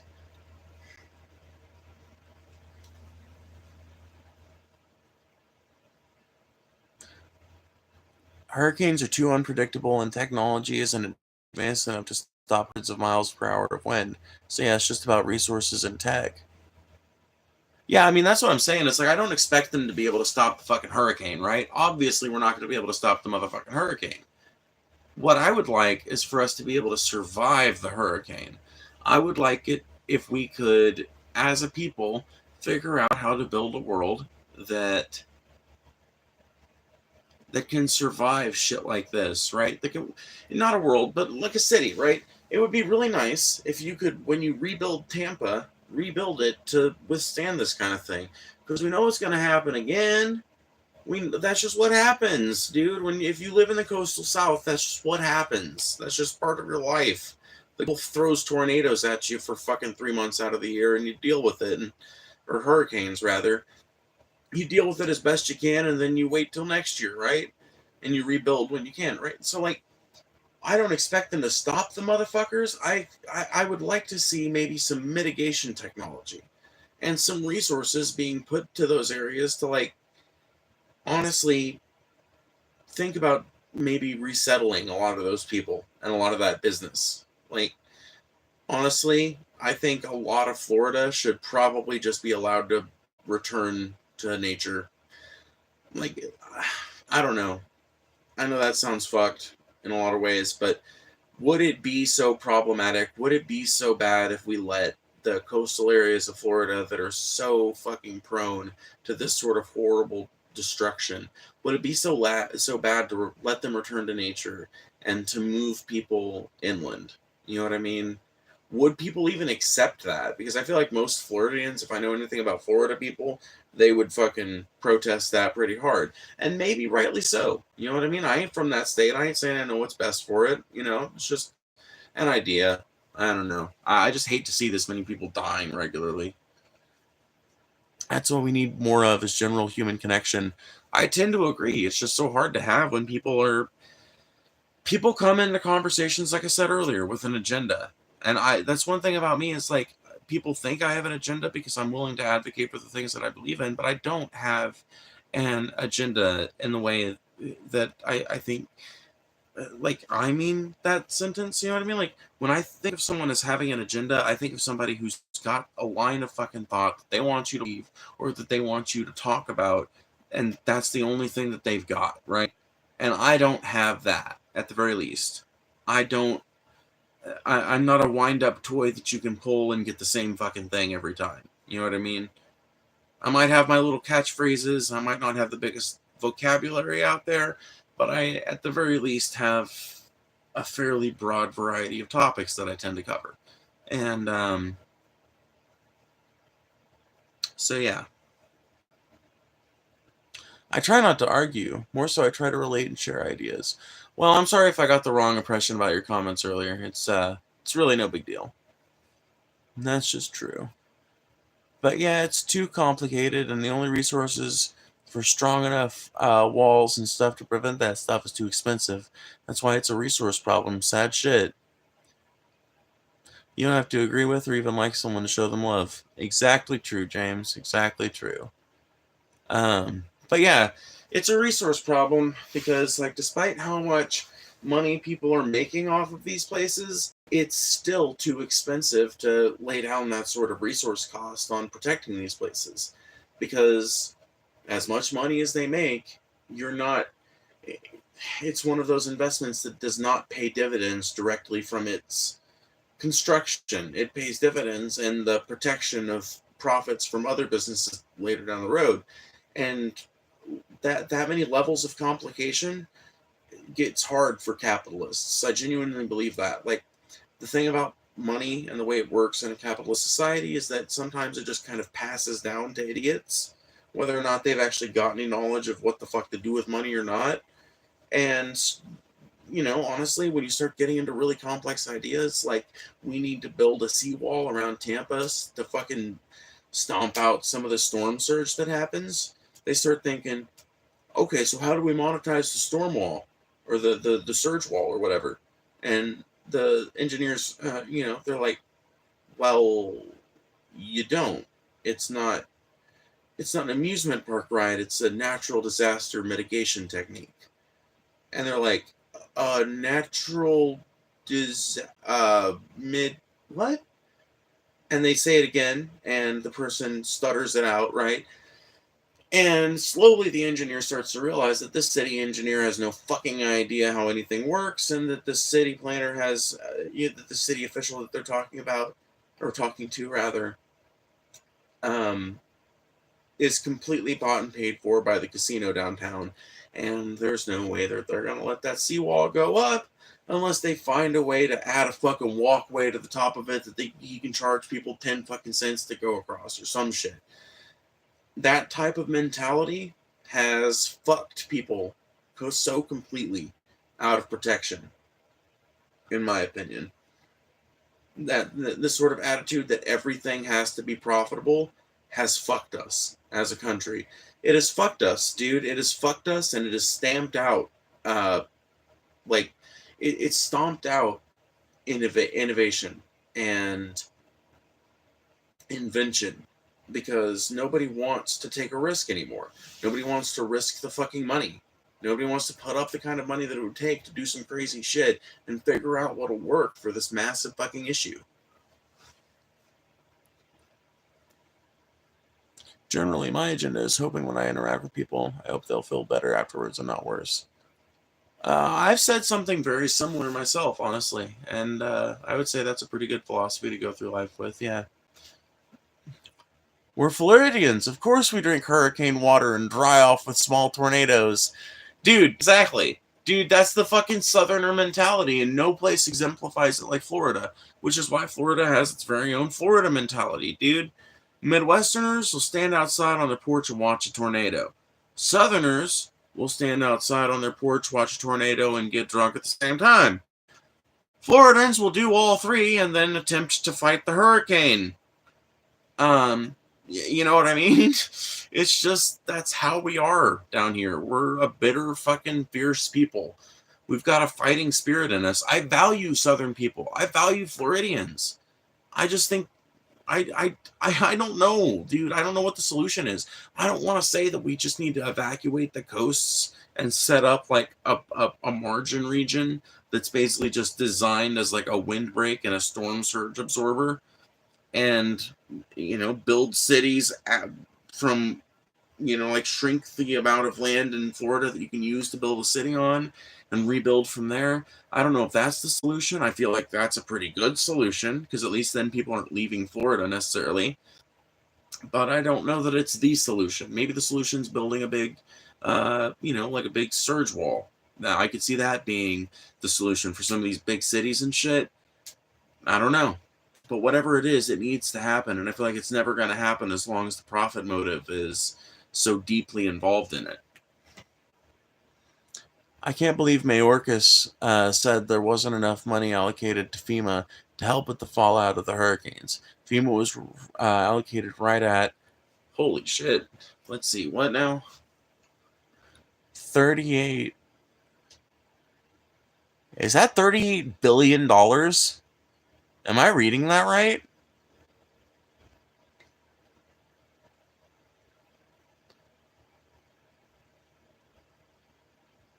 Yeah, that's 38 billion. Jesus Christ. Dude, with $38 billion, you could solve world hunger a number of times over. You could literally solve any problem in the world with 38 billion. That's retarded, dude. That's the most retarded thing I've heard all day. If Mayorkas said that, that is well retarded. Holy shit. Ah, God, I'm sorry my voice sounds so awful. I've been up since like 7:30 this morning, so. What I said just now was the type of things people say. That isn't me trying to be funny, but we really are for real, for real. Oh, well, yeah. I mean, like, I'm right. That sort of thing doesn't always come across well on the internet, but yeah, I mean, like, you weren't trying to be funny, but it is kind of funny in a way when you think about it, that is kind of how people are, you know? Like, we are kind of like a fighting spirit kind of motherfucking people, and people do really feel that way. They're like, fuck it. Fuck the hurricane. I don't give a shit about no hurricane. I'm sitting here till the fucking wheels fall off. And a lot of those people end up dying, honestly. And it sucks, dude. It sucks. And I feel like a lot of them, I genuinely get the impression from, and I get this impression from a lot of people in New Orleans too. I genuinely feel like a shit ton of these people would not feel so tied down to the area that they live in, so tied down to Florida, if in response to these disasters, the government set up a program that was like a climate refugee program, where it's like if you live in an area that's being affected by climate change rapidly, that's being rapidly affected, then you sign up for this program, and there's a waiting list, and as soon as they get to your name, you're earmarked like $100,000 worth of like travel expenses for you and everything you own, which obviously not all of that's going to get used up. You're allocated like 50 grand for that, and you're allocated like 200 grand or whatever market rate is for a house. And, you know, like they basically like pay for you to uproot your life and go somewhere fucking else. And then the government fucking, you know, in trade for that, gets your land and either sells it on the market to like be fucking looped into some bigger that'll probably eventually be turned into some privately responsible resort that's going to get flooded out 10 times a year, but whatever. That went on for too long. I gotta shorten shit like that. I'm sorry.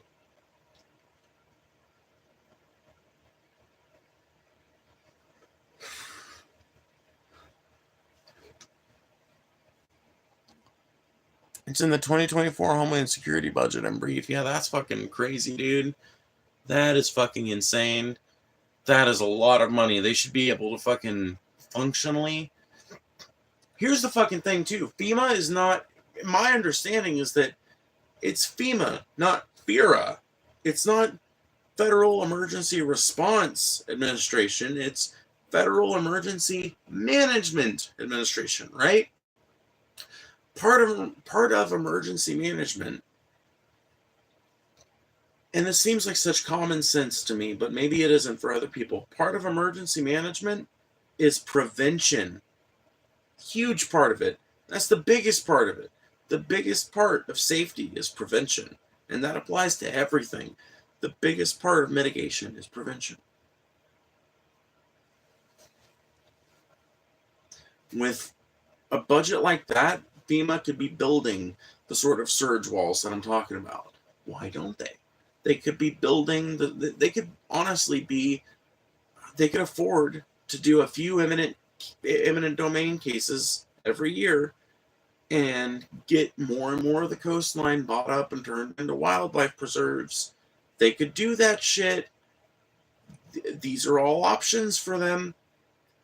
They could be moving people out of the fucking places that are regularly scheduled to be affected by this shit. Like, with a budget like that, you can fix any problem in the world. I repeat, like, it's just basic math. Oh man, I hate it here sometimes.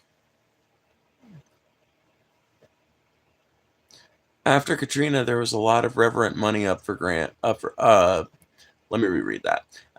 Also, what's up, TJ? After Katrina, there was a lot of reverent money up for grabs, but it felt like a lot of it was appropriated poorly or funneled to bad actors who took advantage of the situation. Oh, there's a lot of government money. Okay. Also, TJ, I'm really sorry I haven't gotten back to you, but I will. I will. I plan to before I go to bed. Let's just see if I do. But yeah, that's my understanding, having read up about it and having watched the Spike Lee documentary, which, by the way, one of the best documentaries I've ever seen that covers the South. If the Lord is willing and the creek don't rise, excellent documentary. And from having read about it, watched that documentary, and watching other docs, it seems like the general consensus is that Mississippi, basically, the fucking the corruption that exists and is completely rampant throughout Southern legislature and Southern government, and the incestuous relationship that these kind of like state level governments have with national level government, led to a lot of that federal aid money being funneled into Mississippi, which was, so if I remember the numbers from the Spike Lee documentary, I think somebody said it was like Mississippi only got about 25% of the damage from Katrina, but it got about 60% of the relief funding. Think about that, dude. That's insane. This state got hit pretty fucking hard for the section that got hit. Did we need 60% of the fucking relief fund? No. And there's proof that went directly to funding the governor's fucking pet projects. So yeah, that a lot of that money just gets literally wasted, and that's why it doesn't end up solving anything, is because keeping and maintaining corrupt relationships between government officials is more important to them than protecting their people, than protecting their long-term profits. Even it's more important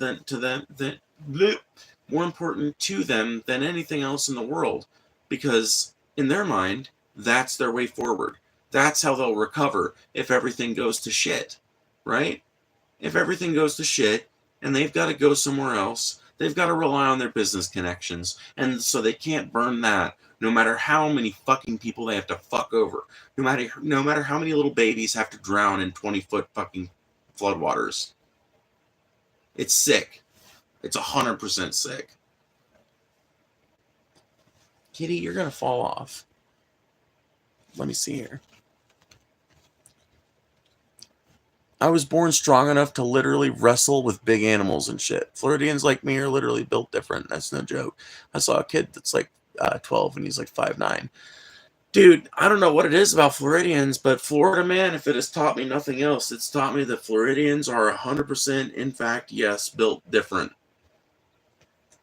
But that's probably just evolution working on you guys. You guys live in the fucking most, like, you guys live in one of the most repellent environments in America, if I'm being completely honest with you. Like, I don't even like really the place I live in the South in terms of climate and the level of bugs and shit, but you guys literally live in a place that's way more repellent than where I live in terms of just being a human being. You never cool off in Florida. You never fully dry off. And as a result, everything is always rotting. Everything is always falling apart. Nothing is ever working for very long. It's always hot. Bugs are everywhere. You've got fucking alligators swimming down your fucking street every time there's a little bit of rain. It's a pestilential fucking state. But that means that the human beings there are subjected to a sort of pressure that no one else in the country is subjected to. And it does make you motherfuckers into weird mutants. Mississippi was hit pretty badly, worse in a way, but the failure of levees in New Orleans resulted in more damage there. Well, yeah, I mean, like, I'm not trying to underplay how badly we were hit. Like I said, were we hit? Yeah. We didn't need that big percentage of the fucking relief fund, though. Especially not because, as far as I know, Mississippi's big money-making industries, a lot of it remained open. Like, that's the thing, is, like, not all of Mississippi.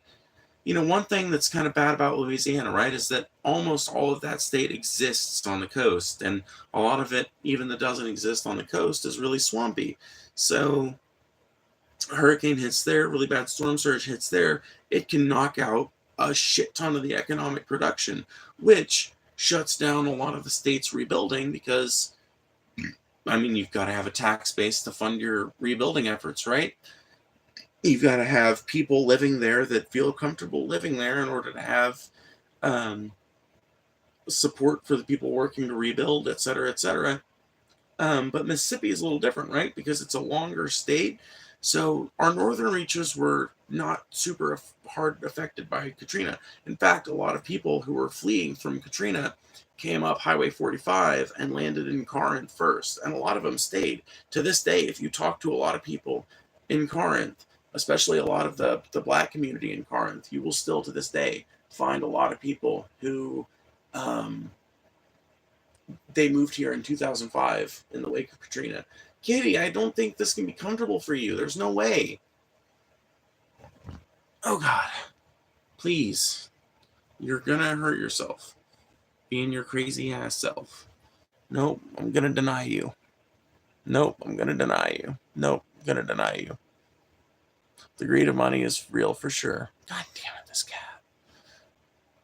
Several establishments I used to frequent on the Gulf Coast of Mississippi were destroyed, though. Yeah, I 100% believe that. I mean, like, even when I went down there for vacation when I was, like, 19, I think, we went down to Pascagoula, and there are still areas outside of Pascagoula and outside of Moss Point where you can, no, Kitty, please, seriously, chill somewhere else for a while, please. Anyway, there are places still in that area where you can see the clear evidence of destruction.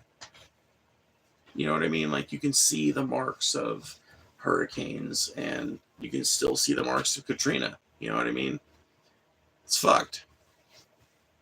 It's not as visible as it probably was like immediately after the storm, but you can still see places where buildings used to be, businesses that haven't been, that never really got rebuilt. They just kind of got cleaned up enough to look okay, and they're still sitting empty.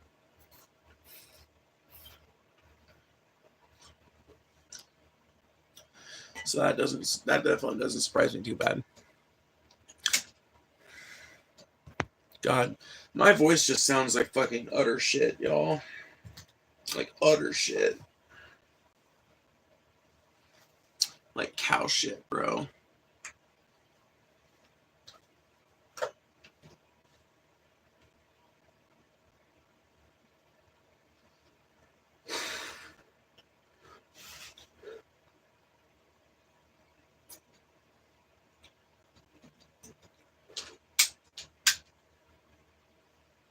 Let us enjoy a sacrament together.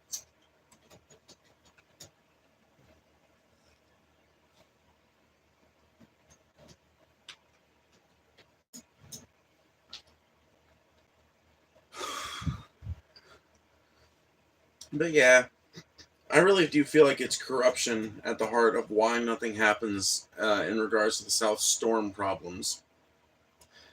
I cannot fathom any other reason for it. I don't know if TJ's still listening, but maybe if he is, maybe he's got another idea. But in my mind, the biggest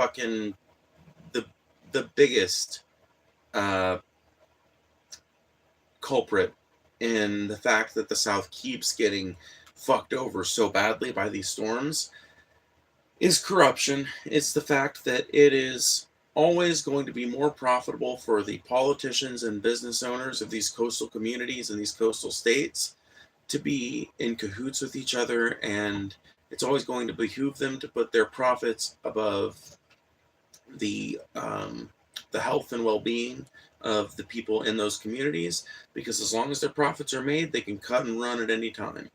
Long-term profits are uncertain and not guaranteed.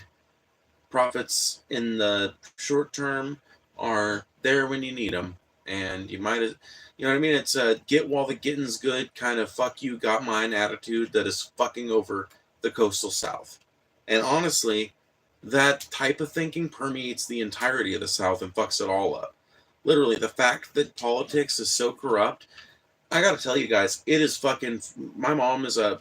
I'm not gonna say too much about what she does because I don't want people being weird, but my mom is a public servant. I'll put it that way. Public servant.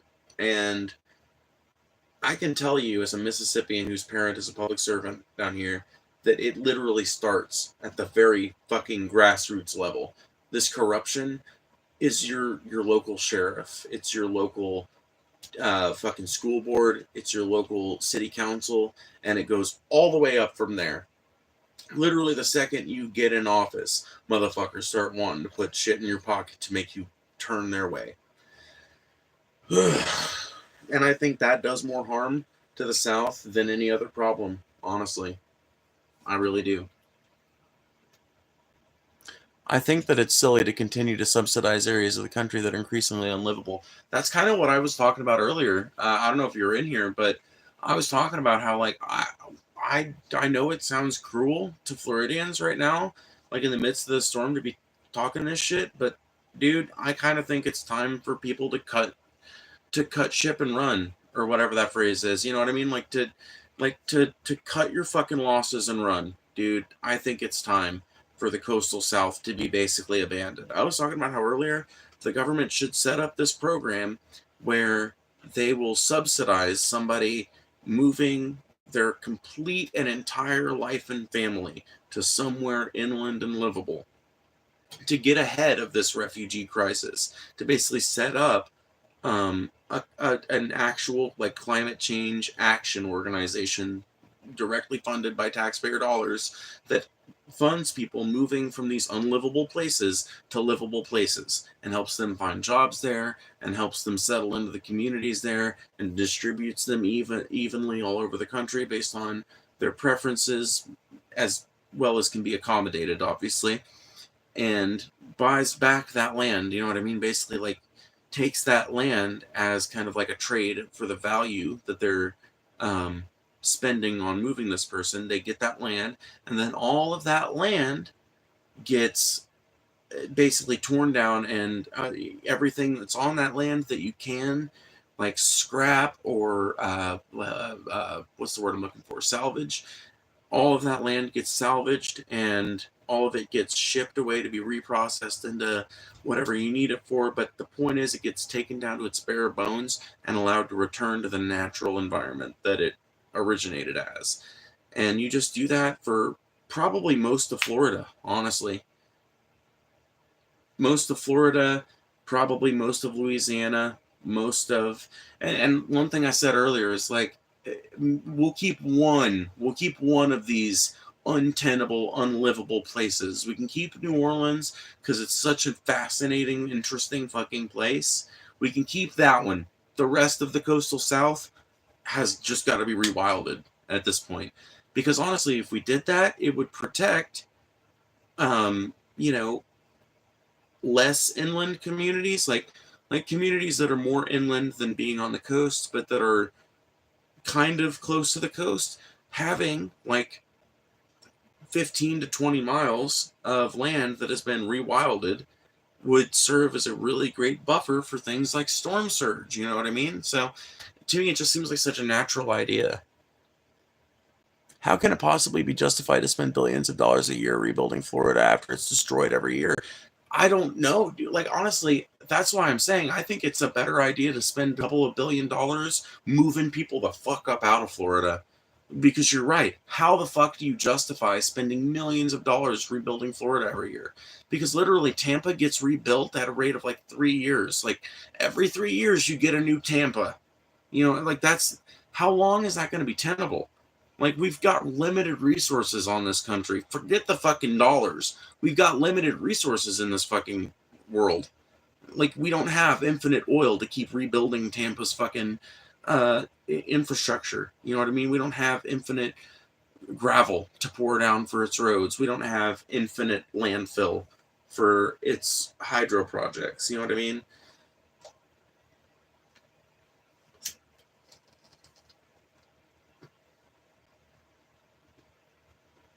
Like, at what point does it start to feel like a sunk cost fallacy? Honestly, is the question I'm asking. Like, to me, it feels like now.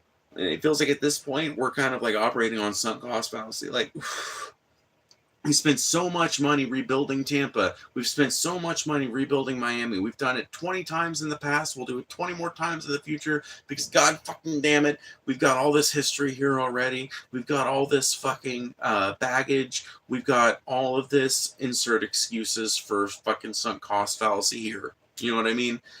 And it's sunk cost fallacy is literally fucking over the South if that's the case. You know what I mean? Or it's fucking over these coastal communities of Florida at the very least. You know what I mean? This idea that we've got to stay because we've got our roots here. Like, I'm a farmer. I can tell you, you can take a plant from one fucking spot of dirt, you can move it to another spot of dirt. It'll fucking grow just fine. In fact, most of the time it'll grow better if you plant it in a better spot. You know what I mean? Like, that's the fucking thing. This is such a fucking common sense policy, and yet I bet that there are people right now, like if I had as many people in here as I had earlier when it was like 95 people or whatever, if I had 95 people in here, people would be calling me crazy right now because I was saying, like, because I'm basically saying, like, hey, instead of spending $100 billion over the next 20 years rebuilding Florida, let's spend $10 billion over the next 2 years to get everybody the fuck up out of Florida. And then we will make that state into a tourist destination where, like, instead of going there just willy-nilly and living there, you go there during specific seasons and after check, like, make it a giant wildlife park, basically. It's like, and it would be like going to any other state park. You can rent some fucking boats and shit to go explore the swamp and do some fishing. And maybe you dedicate like a 10-mile wide stretch of the very center of Florida going down, you know what I mean, to livable space so that you've got infrastructure to support the state park. I don't even know if you do that, though. But you basically close off Florida. It would be an expense, but it would save us a shit ton of money in the long term by turning Florida into a place that's just allowed to exist without our fucking grubby hands. And you know what else? This rewilding Florida plan would contribute enormously to offsetting American carbon production. Enormously. We would become one of the greenest. We're already one of the greenest countries on earth if you actually look at the, like, we're not a super green country. I'm not saying we are, but we tend to be greener than a lot of other countries. You know what I mean? Like, and that would go a huge way towards offsetting our carbon if we eliminated Florida and turned all of that into a place that just is plants and animals and water and ocean.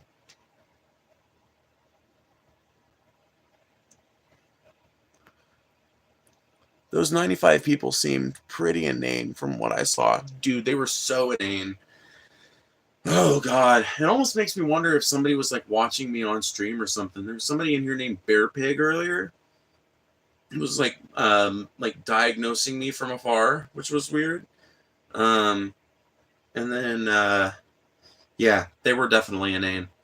It's funny. I always prefer these once the initial crowd of skibbities goes away and it gets reduced to like 20, 30, 40 people. That's where I like it.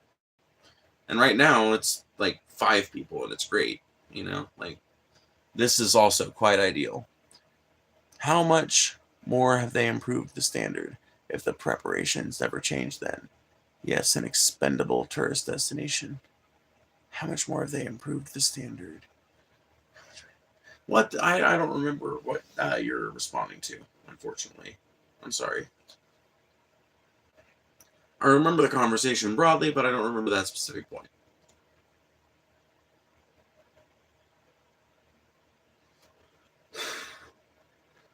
In any case, yeah, rewild Florida. And for that matter, rewild most of the coastal South, honestly. Sad but true.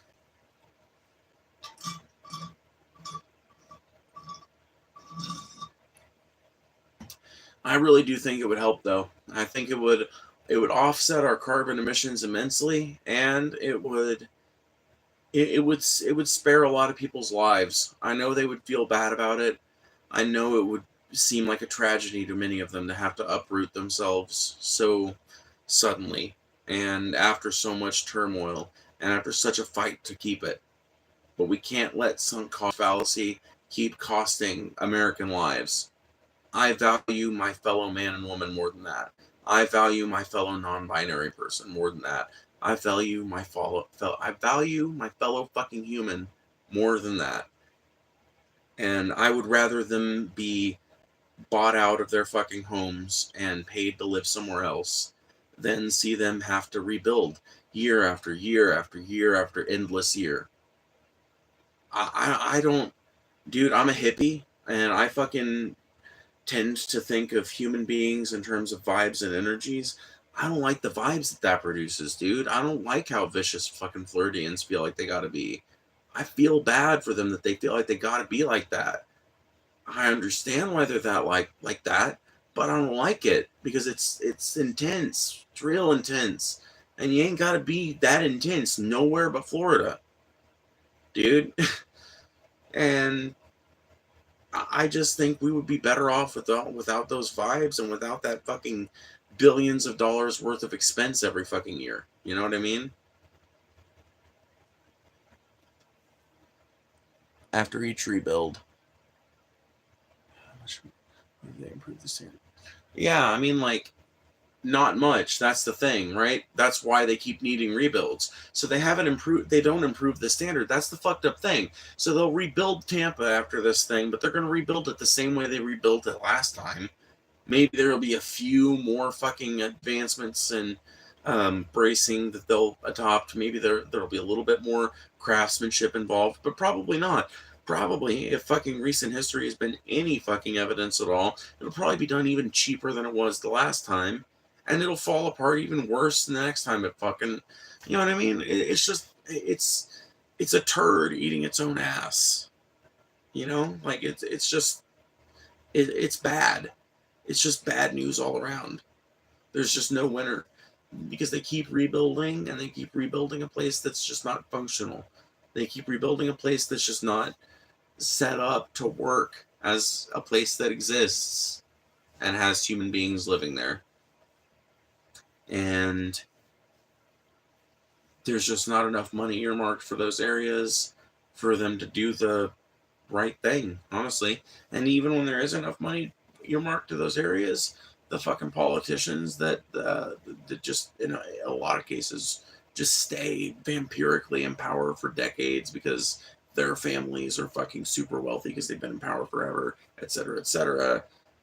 And those people usually end up misappropriating the money, and you end up with getting like the basic like their businesses get rebuilt, and the people that work with them, their businesses get rebuilt, and you get a little bit of rebuilding, and they do it again, right?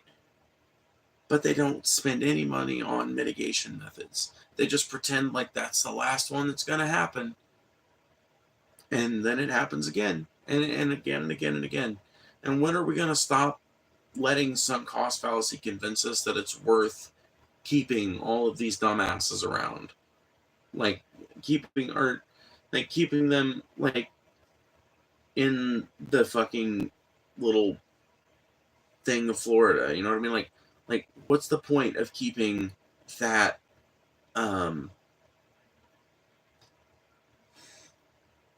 like you've got a cadre of fucking people that are leading a state into complete and utter ruin through their fecklessness and their intransigence. At what point do you decide, okay, that state, you just don't get to exist anymore? You don't have a government anymore because your entire state's being bought out by the federal government because you are no longer a livable state. We have fucked up the planet sufficiently for you to not be a place that should exist anymore because like it's dangerous to have people living there, frankly. So yeah, you're gone. Because the other option is, like I said, building mitigation walls and um, like figuring out ways to make these cities resistant to fucking hurricanes. Really doing some genuine research on like what are some ways that we could change the way that we build things. You know what I mean? Like what are some ways that we could change things and get a more functional society in these disaster prone areas. But considering they're not going to do that, I just as soon have them fucking get the fuck on up out of Florida. I lack your affinity for humans. If they wish to live in a foolish place, then that's fine with me, but I see no reason to continue supporting it federally. I mean, like, I don't either. I don't either. See, we feel the same way about that, but my affinity for humans leads me to have, um, to desire a sort of plan for them that account for the fact that they've been stubborn and the fact that their life still has some kind of value to me, at least in an abstract sense. You know what I mean? So, you're not wrong in saying I've got a great affinity for humans. I obviously do. Um, a wise man named George Carlin once said, "Human beings are beautiful. You can see the entire universe in their eyes if you just look hard enough." And I genuinely believe that shit. We're such a cool species. I love us, right? I really do. I really do. And that makes me want to save Floridians because as misguided as they are, as fucked up as they are, as stupid as some of them have to be to continue living in this place that is so clearly fucked by God, if there is one up there, and fucked by nature since there clearly isn't. I want to save their lives. Call me Captain Save-A-Ho. I want to save them because to me, I cannot help but be sad at the idea of those people kind of drifting off into the sad death of like apocalypse, which is what would happen if federal funding was cut off to that area. Honestly, that's why I think that the federal funding should just be redirected into a completely different plan, and it should be way more authoritarian, and we should kind of like force what I think you're hoping would happen with Florida to happen within 2 years. Because I think what the idea is like, okay, cut these people off with federal aid, and the problem will solve itself because these places are literally unsupportable without billions of dollars worth of outside funding and materials imported from out of state, etc. And I agree with you. But my reaction, or at least my ideal plan, is like, okay, so remove those people forcibly, but, pay basically for them to move somewhere else and exist somewhere else and just get it done and over with. Don't let it leave any room for questions. Just fucking do it. Now, I know that eminent domain suits take like 10 years sometimes, so I know it couldn't happen that quickly, but I think something like that does need to happen. And yeah, honestly, if we're not going to do something like that, at what point do we pull the plug? Like, it feels kind of wrong to me personally for me to say like cut them off, especially in the midst of a disaster like this. But at what point do you say we're spending way more money on this than you guys are generating, and it's just a really bad value decision, and it's not like there's not plenty of other land in America, so we're not gonna help you guys rebuild next time. We're not gonna. And you know but I will always think that the government, if they decide to do that, should make every fucking effort to relocate those people or make relocation super easy. Because, dude, otherwise you're just going to be dealing with, like, uh, Florida's going to turn into Mad Max for 20 years. And then after, 20 more years worth of hurricanes hit them, eventually all the Floridians will have been wiped off the map. And then, you know what I mean? Then it won't be Mad Max in Florida anymore, but there won't be any more Floridians, and there'll be a lot more fucking, like, valuable scrap metal that we could have hauled up out of there, and a lot more fucking, like, quarry stone, and a lot, like, I'm a fucking poor kid, so I think like a scrapper and a salvage kid, you know what I mean? And I'm just thinking, like, there's a lot of material in Florida that if we're gonna, like, cut bait and run from Florida, we might as well take all that shit with us rather than letting it, just be swallowed up by the ocean. I'm of the opinion we should take it with us, and in order to take it with us, we got to kick the Floridians out. It just is what it is. It's a business for them, like the seasonal fires in California. We have firefighters make $1 million a year. That's insane, dude. Multi-millionaire money off of fucking fighting fires, bro. That's fucking like, I ain't got no problems with a firefighter, but that's fucked. Imagine how many times the same business got repaid in a seasonal method such as this. Yeah, I have no idea. I like that idea better, the Mad Max one. Of course you do, TJ, because you're a fucking adherent of chaos. And I love that, but, like, of course. Like, yeah. And I mean, honestly, I ain't gonna fucking bullshit you. Yeah, that'd be great to watch. It'd be hilarious, right? Somebody would have to go down there like an embedded journalist and study the Floridians, the lapse of Florida. Somebody would have to document that shit. Because that shit, you thought you knew Florida, man. Wait until the fucking Florida apocalypse.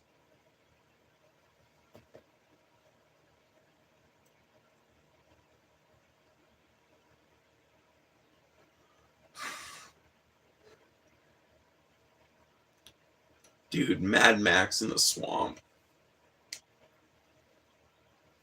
Isn't it true that, like, most of the southern third of Florida is just basically one big giant swamp?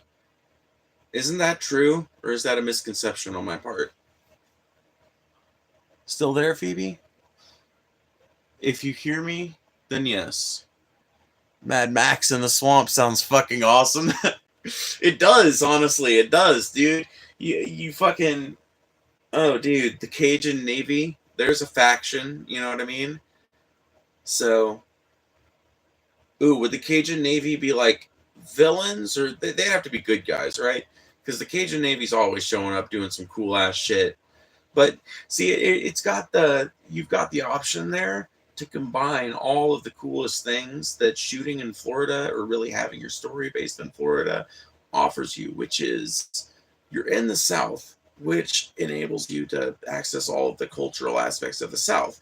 But you're also in Florida, which has its own unique thing going on. In certain areas of Florida have more of their own thing going on than other areas. Like Miami is full of Cuban people. You know what I mean? Like Pensacola is like culturally very close to like Mississippi, Georgia, Alabama, like way more than it is the rest of Florida. You know, like but you've got this sort of really broad Rolodex to choose from in terms of like character archetypes and emotional expressions and language dialects and shit. But it's a really unique kind of Rolodex in that it's the American South and Florida specifically. So yeah, I mean, Mad Max in the Swamp is that's a guaranteed hit right there. How is Louisiana going for the unbelievable atheist Stormwisey? Oh man, poor Julian. I hope they're not drunk again.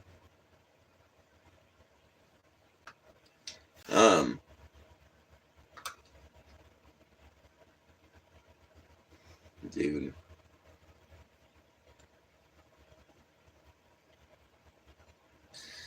Oh man, I'm just sitting here thinking about how fucked everything is when it comes to like coastal communities. This shit is absurd, dude. Rewild all of it. I'm ready. I'm totally ready. Move literally everything from the coastal thirds of every long state in the South. Completely rewild Louisiana. Like I said, except for New Orleans, if people want to keep it around, we'll let that be the one place. And we're going to devote a bunch of money to preventing it from ever getting fucking inundated ever again. And that's the only condition under which my plan will allow us to keep New Orleans. Otherwise, even New Orleans, And here's the fucking thing people don't seem to grasp too, right? When they think about moving and relocating. Now, maybe no one's considering it as a national policy, but if you're gonna, keep in mind, you can move an entire house. A lot of people don't realize it, but you can. You can disassemble an entire fucking house. Especially old houses. The older the house, the easier it is to disassemble it into its base parts, ship it somewhere else, and reassemble it. Really, a lot of the stuff that you can't reuse is stuff like mortar. You know what I mean? And you can grind up that dried mortar for other projects around the house to kind of reincorporate it, but no one's going to know the fucking difference, you know what I mean? Especially if you're using the old bricks. But you could literally tear down New Orleans and rebuild it somewhere that doesn't fucking get inundated every time there's a fucking storm.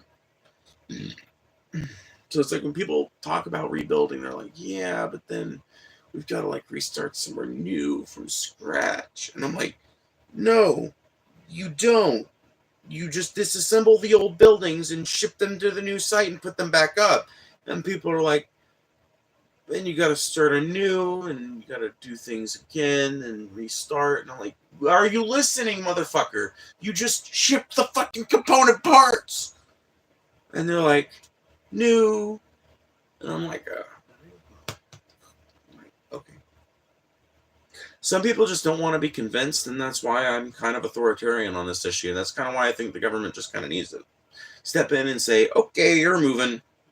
We're getting rid of the fucking coastal communities of the South because we literally can't afford to keep spending billions and billions and billions and billions and billions of dollars every year on the South to rebuild it from hurricanes.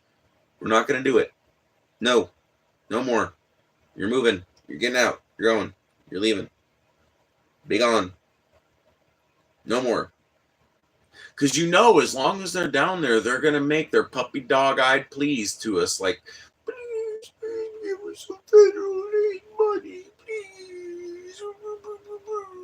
Even if Mad Max is going all around them, they'll be like, give us some please federal aid money. We need some federal aid money, please. There's nothing for it. You got to get rid of them. You got to do it with government force. Anyway, I think I'm going to go. I did not mean to stream this long, but I have, and I'm tired. But it was a fun one. I hope I see you guys around again later.